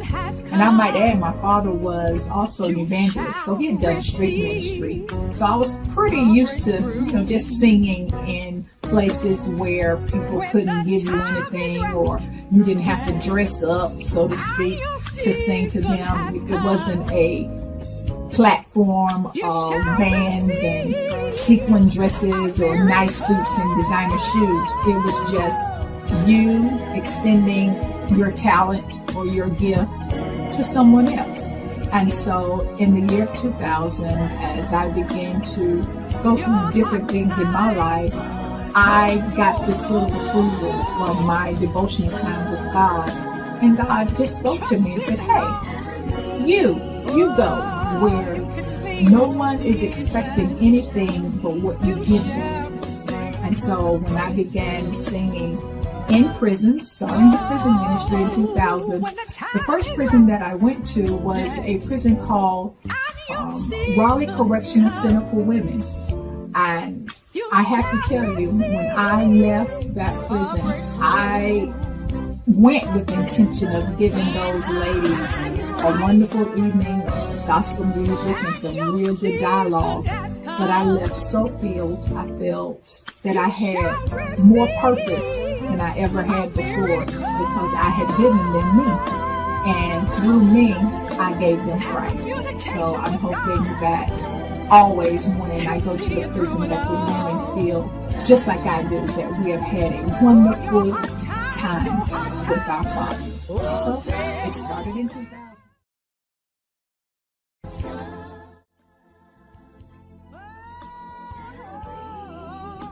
My sister's house came about, I would say, in the year 2013.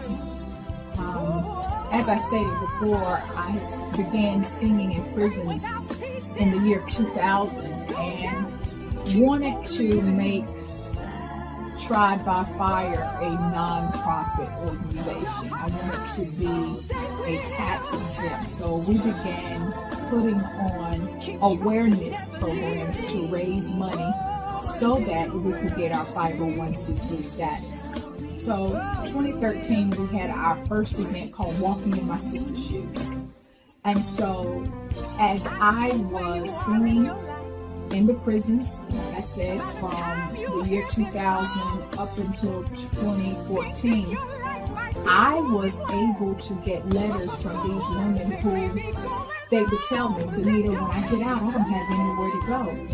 And so in 2001, actually, my husband and I, we began in our home because we felt real strongly about helping women with second chances. We would allow a young lady to come, to stay, to get on her feet. And so after that, like I said, in 2013, we began to get our 501c3 status because we realized it was a need. And so just talking to people and, again, keeping relationships in order, we found out that there weren't many homes for women here in Craven County where I live. And so as I began to speak with the city council and county commissioners and our local reentry council here, I found out that, hey, there was a need, a real need for women and housing. Because once a woman comes out of prison, the one thing she needs to qualify for resources is an address. And sometimes she doesn't have one. So I believe that our actual start on the quest, it started kind of in 2001, but legitimately, I should say, with our 501c3 status, it started in 2013.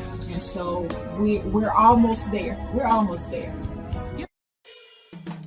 You are watching New Vision Television's presentation of the Tried by Fire My Sister's House virtual fundraising event. Before we continue, let's get you acquainted with the virtual screen. The bottom display will have information for volunteering and on the organization. The side display will have donation and contact information, as well as some information pertaining to the main presentation. And the middle screen will be your virtual fundraising main presentation. Thank you, and enjoy the rest of the show.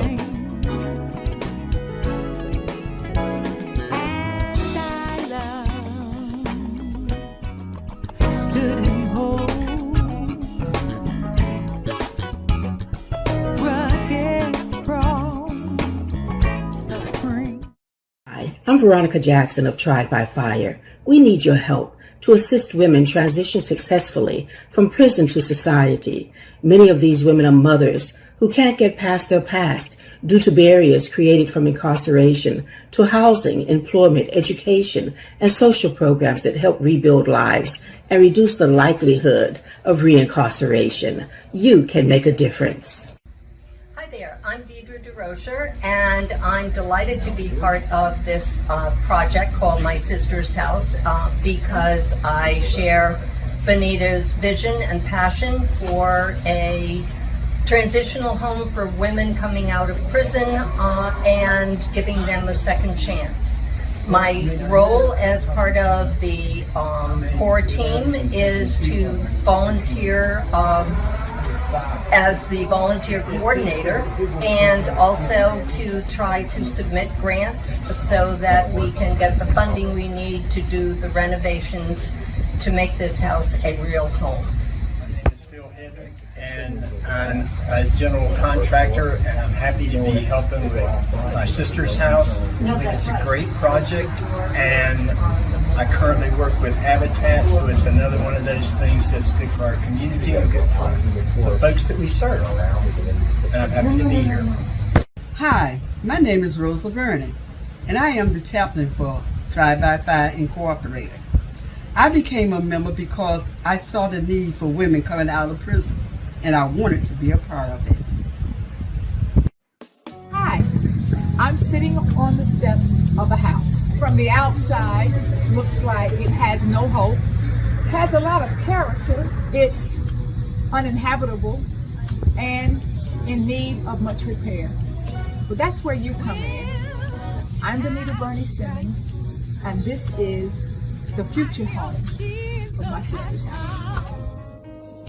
You shall receive a breakthrough.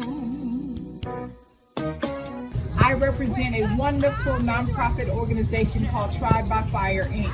Our project right now that we're working on is My Sister's House. My Sister's House will be one of the homes in Eastern North Carolina that services women and house women who are coming out of prison. We need you. Will you help us help them? Thank you. Your heart is kind. No, no, no, no.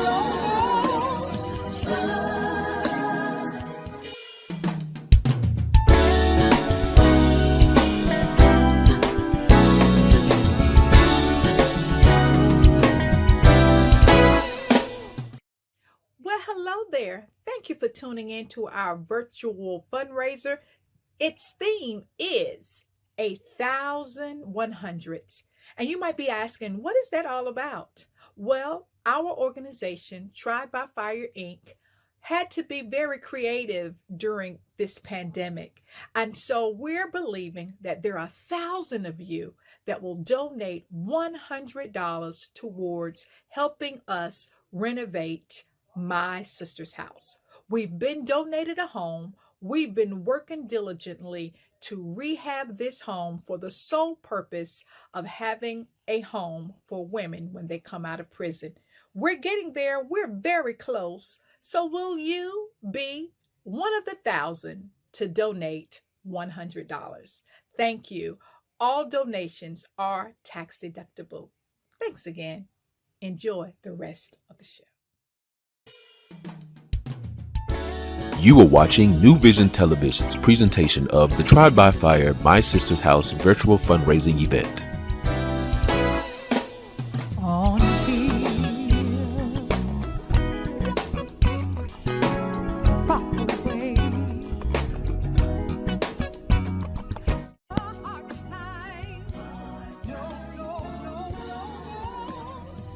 Has it been challenging? Oh my goodness, yes, it has been extremely challenging, but it has been worthwhile. I'm finding out anytime you do something of this capacity that is bigger than you, it's going to require a lot of hands, a lot of boots on the ground, so to speak. It's going to take a lot of different relationships, a lot of organizations, a lot of people with the same mind. I'm also reminded there is a scripture in the Bible that says, how can two walk together except they be agreed? And I'm finding out that there are a lot of people and agencies that do believe in this work. They do believe in second chances. They do believe in helping, especially and particularly women. Because if you just think about it, women their mothers, most of them that are coming out of prisons, their mothers, they need to get reunited with their children. And so it has been quite challenging. I am reminded of a real live experience that I had in 2016. My husband and I had property, and we were going to use that home as our first, my sister's house property. And I went and did everything that I was asked to do. And when I went down to the city hall to the Board of Alderman meeting for the hearing that is the policy and procedure here in our community, I saw so many people from my neighborhood who had once told me they were all in. How can I help you? We'll be right there to help you. And on that evening, to my surprise, they had changed their minds. And unfortunately, I didn't get the rezoning approval on that night. But 4 years later, I returned. Our organization returned. And since that night, 2016, we were donated a property in 2019.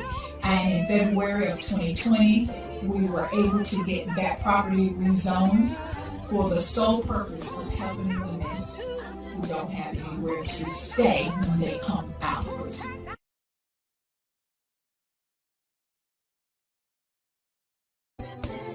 The overall mission of Tried by Fire, Inc. is to help hurting women. Now, my sister's house is just one component of helping hurting women. There are times when women who may have children don't have their rent for the month or maybe short their light bill. Our organization has helped those women with those needs. There might be a woman who is going through abuse. We have partnered with our local coastal women's shelter to help women when they're going through domestic violence. There might be a woman who is dealing with some type of substance abuse or alcohol abuse. We have partnered with Celebrate Recovery here in our city so that we have those resources to point the ladies in the right direction. We're not here to reinvent wheels. We're not here to do something new. We're just here to add on to that program, the big picture. And that picture is having a home for women so when they get out of prison, they can go to the programs that are already established and do what they need to be a positive role model in society. The Bible says, if my people, which are called by my name, shall humble themselves and pray, seek my face, and turn from their wicked ways, then will I hear from heaven and will forgive their sin and heal their land. God bless America, land that I love. Stand beside her and guide her through the night with the light from above, from the mountain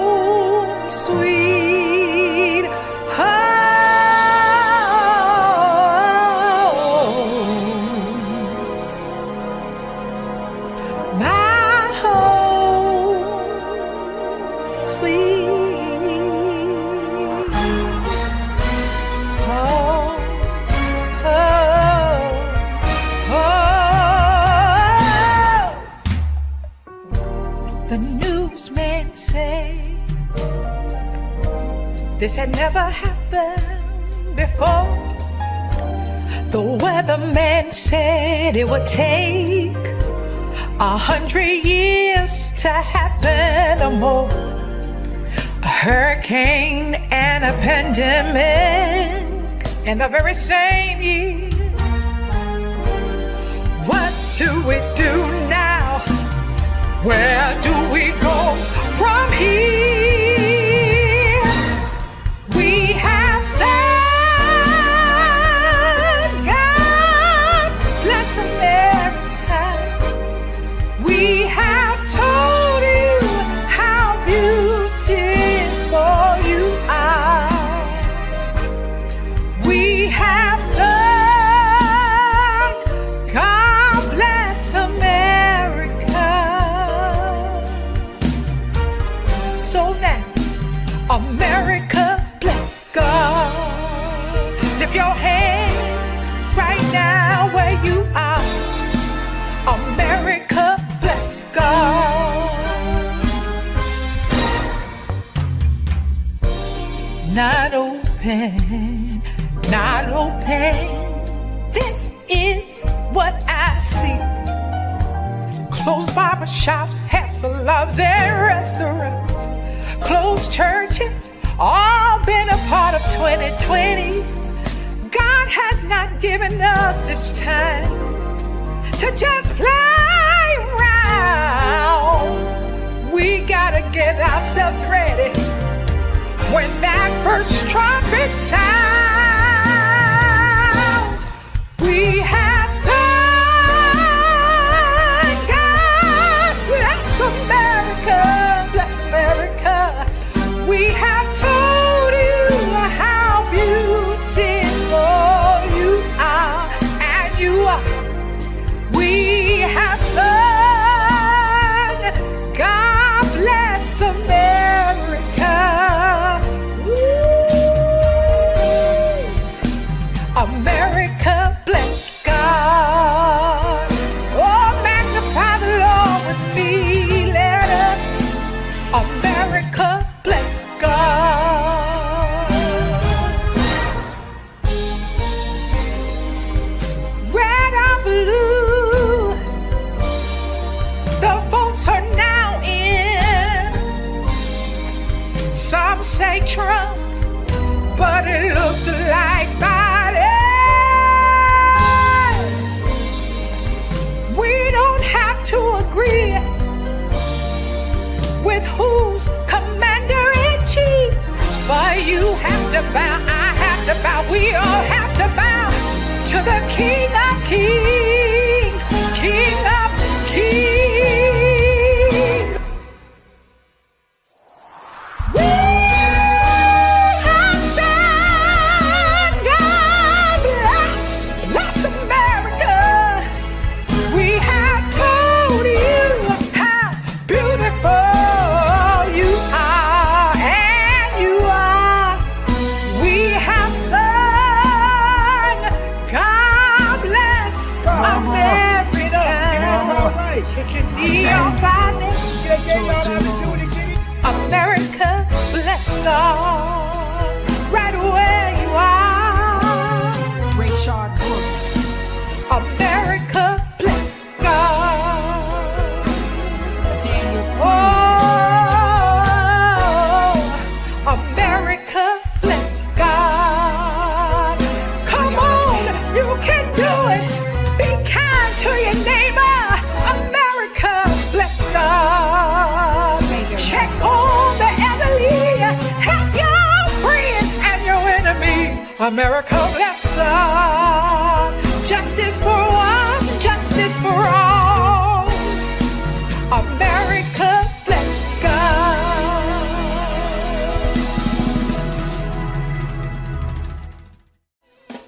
Before we continue, let's get you acquainted with the virtual screen. The bottom display will have information for volunteering and on the organization. The side display will have donation and contact information, as well as some information pertaining to the main presentation. And the middle screen will be your virtual fundraising main presentation. Thank you, and enjoy the rest of the show.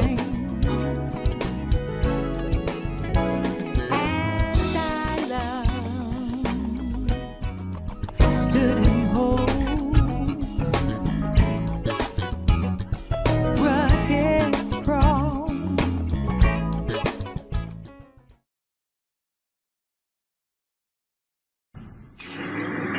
Hi, I'm Benita Simmons, and I serve as Executive Director for an organization called Tribe by Fire Incorporated.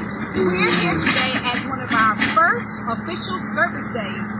We're here in the Duffyfield community, and behind me you see a home. Well, maybe I should say a house. It's a house now, but it's going to be a home with your help.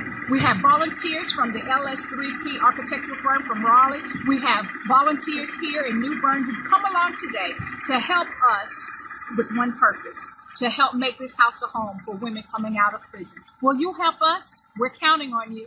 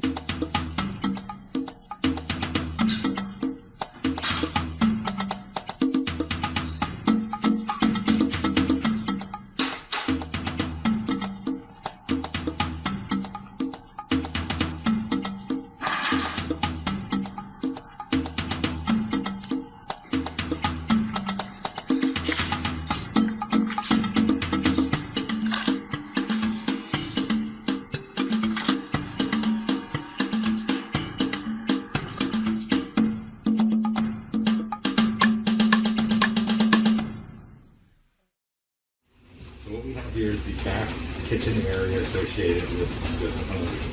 And as you can see that the foundation underneath has fallen away in several spots, and now we have a unlevel situation and a somewhat dangerous situation where the foundation could collapse and take that portion of the house with it. So the intent is to now remove this wing, put a new foundation in, and a new set of framing. Therefore, we take the risk out and we have a solid, firm house that we can depend upon. Hi, my name is Robert Celestino. I'm the construction manager at Habitat for Humanity of Craven County. And I'm involved in My Sister's Home project because I believe in the work that is being done for the women that are in need coming out of prison. I'm excited about being able to put my part in for them to be able to have a home to come to be able to get their lives back in order. Hi, I'm Latricia P. I am the Secretary of TBF Inc. Incorporated, and I joined the organization because I have a gift of help, and this organization does great work in the community, and our project right now is to help the women once they get out of the prison to get back into the communities, and I want to help them as much as possible. Hi, I'm Amita Fields. I am the treasurer for My Sister's House. I became involved because I realized that it was a necessary part of ministry, that all women need help when they come out of prison. They need somewhere to stay until they have time to get themselves together. And because of the vision that Benita had, and once she has shared it and everything, I felt like I wanted to be part of it. And so that is why I am involved in My Sister's House. Hi, my name is Rich Patton, and I'm involved with the My Sister's House here in New Bern. My background comes from growing up in Camden, so I am very grateful for getting an opportunity when I was younger, and I'd like to help someone else get a leg up and potentially an opportunity. Hi, my name is Benita Bernie Simmons, and I have the wonderful pleasure of being the Executive Director for Tribe by Fire, Inc. We have a project right now called My Sister's House. I am involved with this wonderful organization because after years of singing at our state's prison for women, I felt compelled to do more. I understand that there is about 76% of women who are coming out of prison. They have nowhere to go once they are released. And so I ask you, and even you, to help us with My Sister's House, because it can be the difference in someone else's life. God bless you. I'm Dan Lawson, pastor of the United Gospel Outreach Church here in Kinston, North Carolina. Almost every day in Eastern North Carolina, a woman is released from prison to reestablish herself in the community. That woman is somebody's sister, somebody's mother or daughter, who will need a helping hand in order to be successful. Bonita Bernie Simmons, director of Tried by Fire Incorporated, a nonprofit organization, has a project entitled My Sister's House. My Sister's House is committed to assisting women find hope and healing as they seek to reunite with their communities.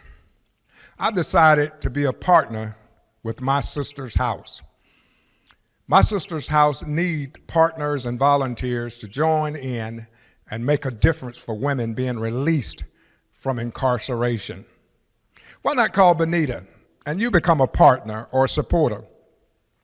You can reach her at 252-514-9774 or go to triedbyfireinc.org and let us know what you're willing to do to help. Jesus said, "Inasmuch as you have done it unto the least of these, you have done it unto me." God bless you. I look forward to hearing from you. You are watching New Vision Television's presentation of the Tried by Fire My Sister's House virtual fundraising event. Before we continue, let's get you acquainted with the virtual screen. The bottom display will have information for volunteering and on the organization.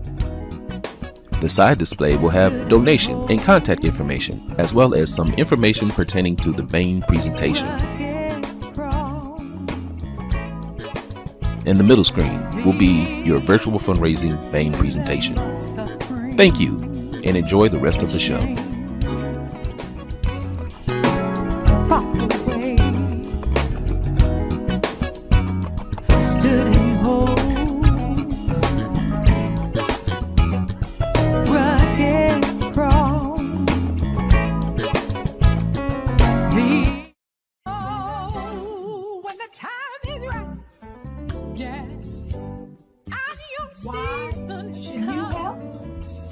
You might ask. You should help because you never know where you'll be. You'll never know where your sister or friend or daughter or aunt or cousin might be in life. Now, we're not saying that we are going to have a 100% success rate. We want that. But I still believe if we can help one, that's where it starts. So will you be the one to help us help them?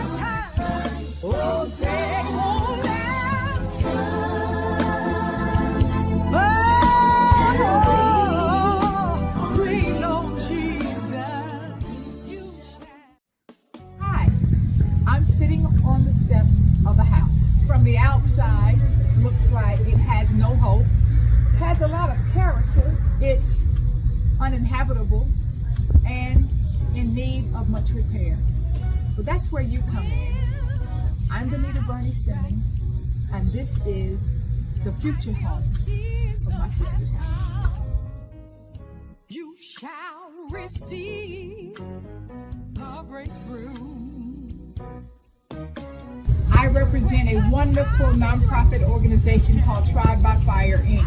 Our project right now that we're working on is My Sister's House. My Sister's House will be one of the homes in Eastern North Carolina that services women and house women who are coming out of prison. We need you. Will you help us help them? Thank you.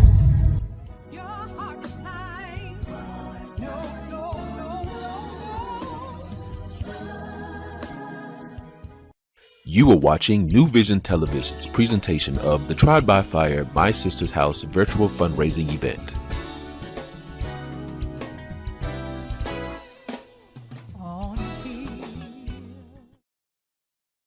There's gospel singers, and then there's Cassandra. I want you to get ready and be blessed real good as she ministers to you now.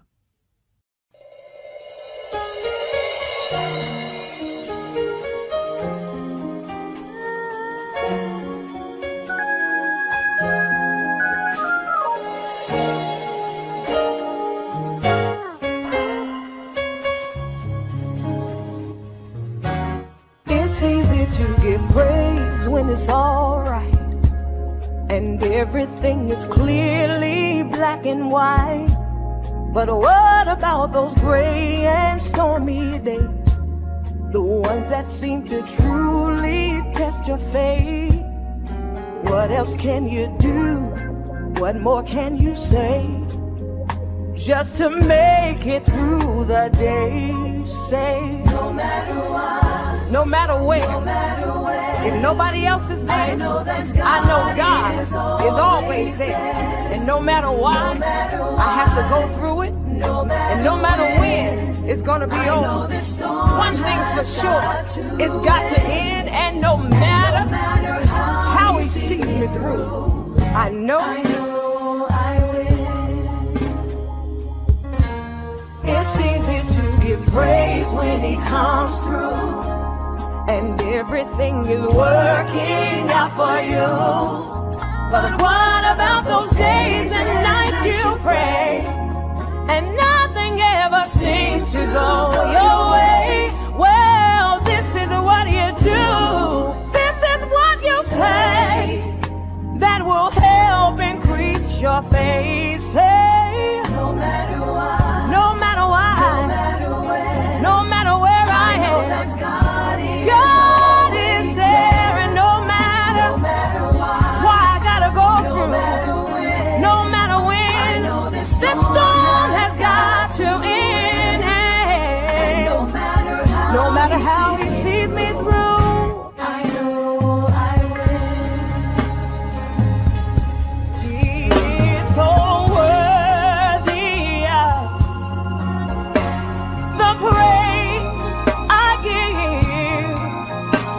He's worthy of all I have. You know why? He's made me victorious in everything. That's how I know.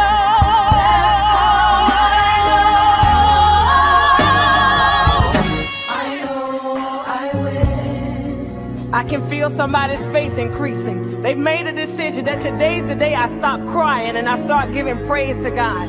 I know that He's at the end, and He's already set my end from the beginning. I know I come out victorious because God said so. So begin to look at your circumstances. Say, no matter what, no matter what, no matter where, no matter where, I know that God is always there. He's always there, and no matter why you gotta go through it, the good news is you're gonna get through it, and that storm you're in, it's gotta end. Say it again.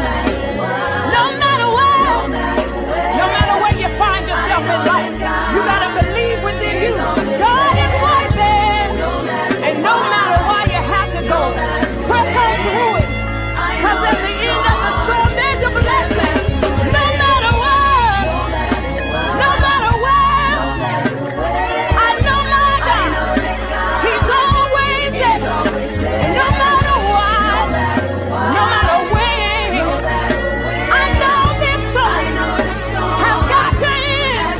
Bring it on, devil. All I can say, it doesn't matter what you do to me, doesn't matter how hard you press against me, I'm the victorious one, because my God is there. No matter why, no matter why, no matter when, no matter when, I declare today it's gotta end.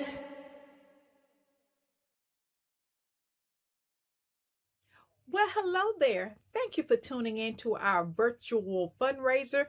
Its theme is 1,100s. And you might be asking, what is that all about? Well, our organization, Tried by Fire Inc., had to be very creative during this pandemic.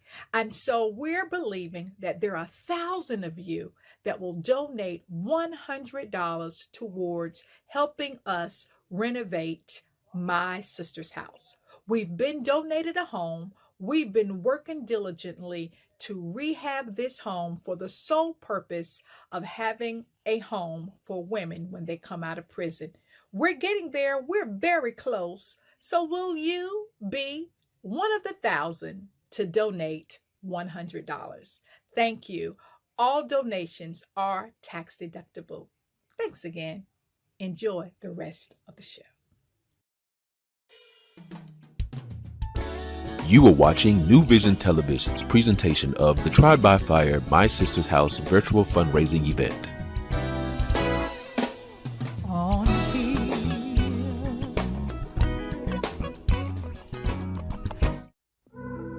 Good evening. Praise the Lord, saints. My name is Nicole Kilpatrick, and I bring you greetings from Raleigh, North Carolina. So it is indeed an honor to be able to join with you in this manner. This event and this ministry that it supports is an event and ministry that is very near and dear to my heart. It is a ministry that I have a personal interest in. It is also a ministry that I would welcome you to join and support.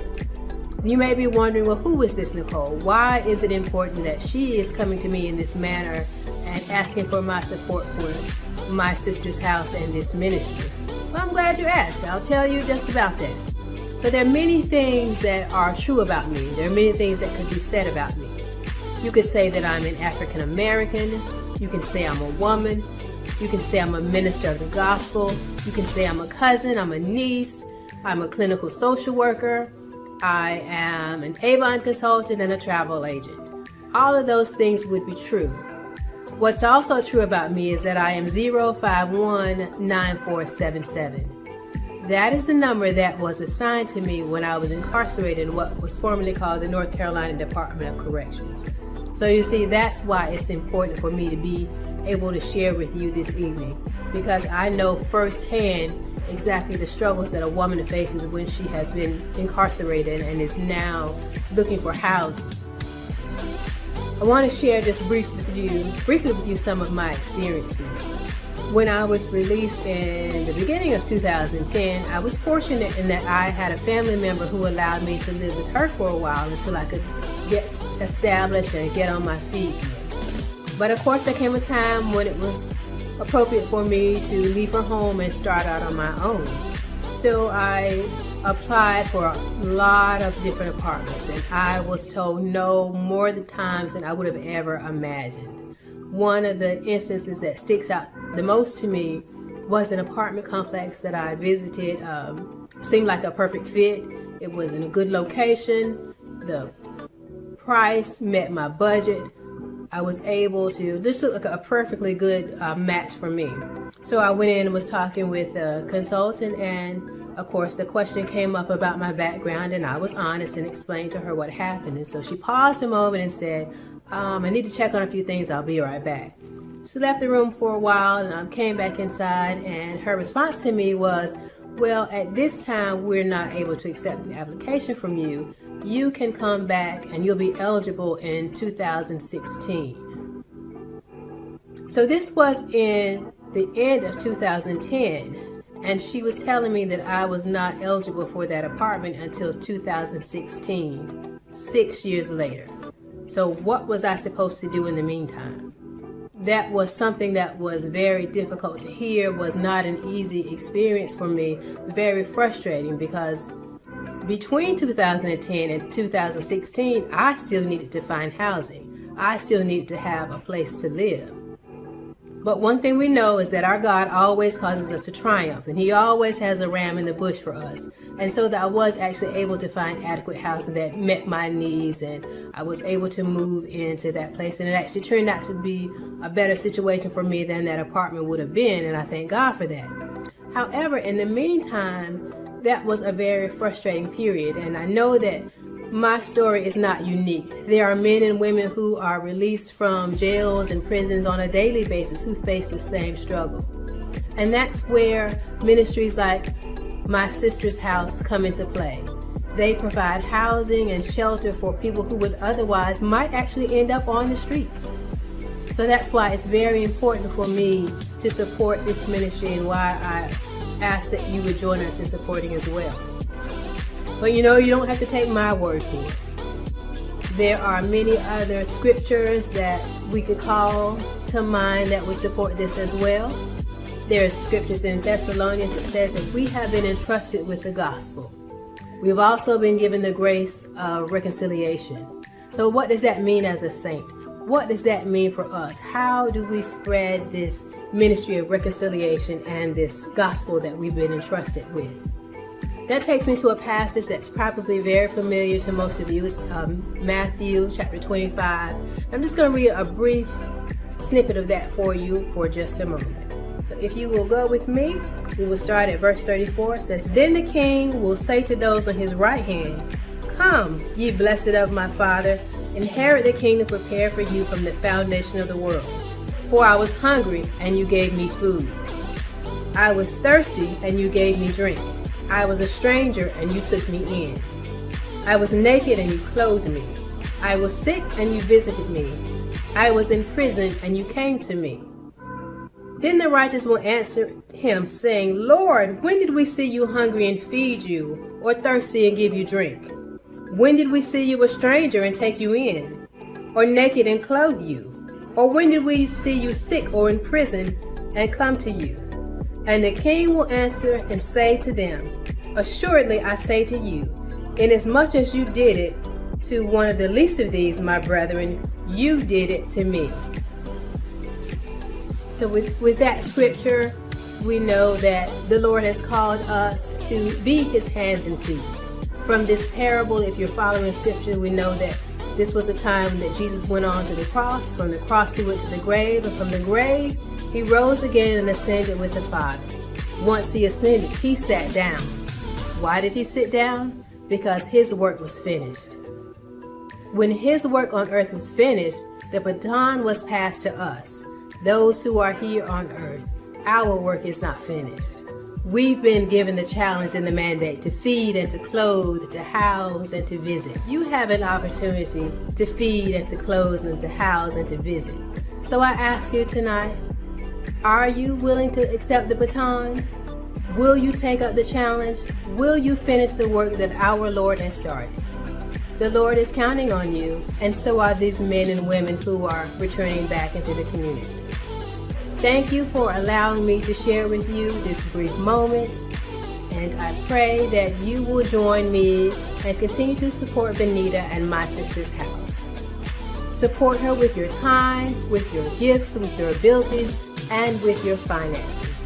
The harvest is ripe. The harvest is plentiful. What's missing are the laborers. Thank you, my dear sisters and brothers, for being laborers with me. May the Lord bless you and keep you. May the Lord make his face to shine upon you and be gracious unto you. May the Lord lift up his countenance upon you and give you peace. And God bless you.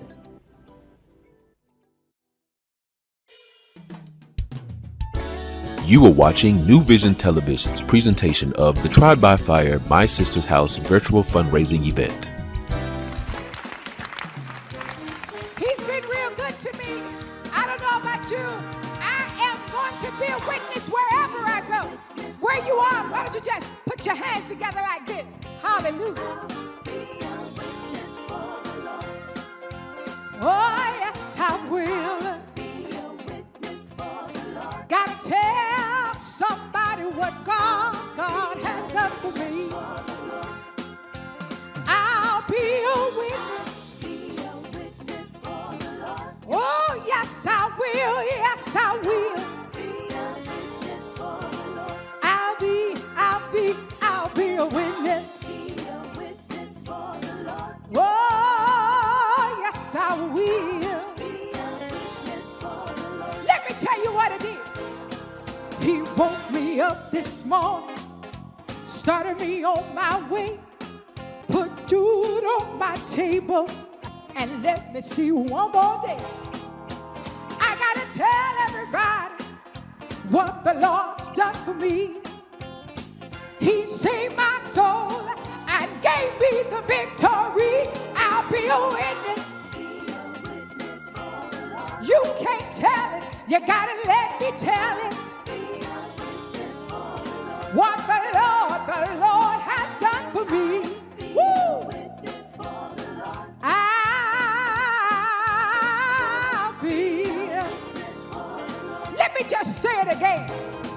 He woke me up this morning, started me on my way, put food on my table, and he let me see one more day. I gotta tell everybody what the Lord's done for me. He saved my soul and gave me the victory. You don't know like I know what the Lord has done and is doing for me. Woo! I'll be, come on, let me tell you this. I'll be a witness when I think about Jesus and all he's done for me. Y'all know how it goes. My soul cries out, hallelujah. I want to thank the Lord for saving me. Listen, I want to thank the Lord for keeping me. I want to thank the Lord for healing me. He healed my body. He healed my mind. He did it all just in a nick of time. He's been so good. He's been mighty, mighty good. I can't tell it all. I'm just going to tell you right now that he's been good. When I go to the right, he's right over there. When I go to my left, he's over there too. When I go forward, he's right there with me. He loves me. He don't have no respect of person. He loves you too. God bless you.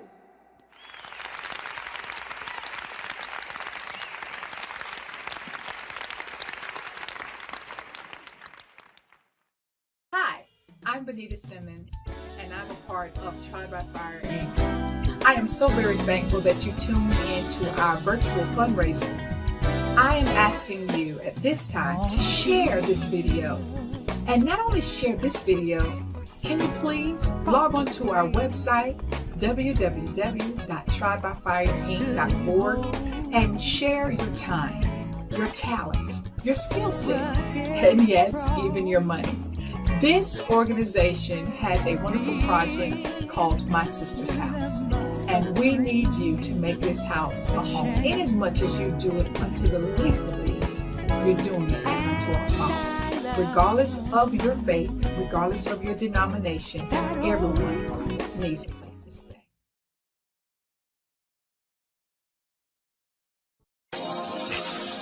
Hello, my name is John Guess, founder and CEO of JHG Photography and Films and co-founder of New Vision Television. Over the past few years, we have generated over 80,000 post views and over 30,000 video views on Facebook alone. Our clients' good works are getting noticed. We created this platform for small businesses, entrepreneurs, artists, and other organizations who would normally not have a platform. If you are a small business, artist, ministry, or organization that needs commercial work or an event covered, or would like to create a platform and cannot afford thousands of dollars for advertising, contact us today via email or 984-389-3283. New Vision Television, where your dreams are our priority.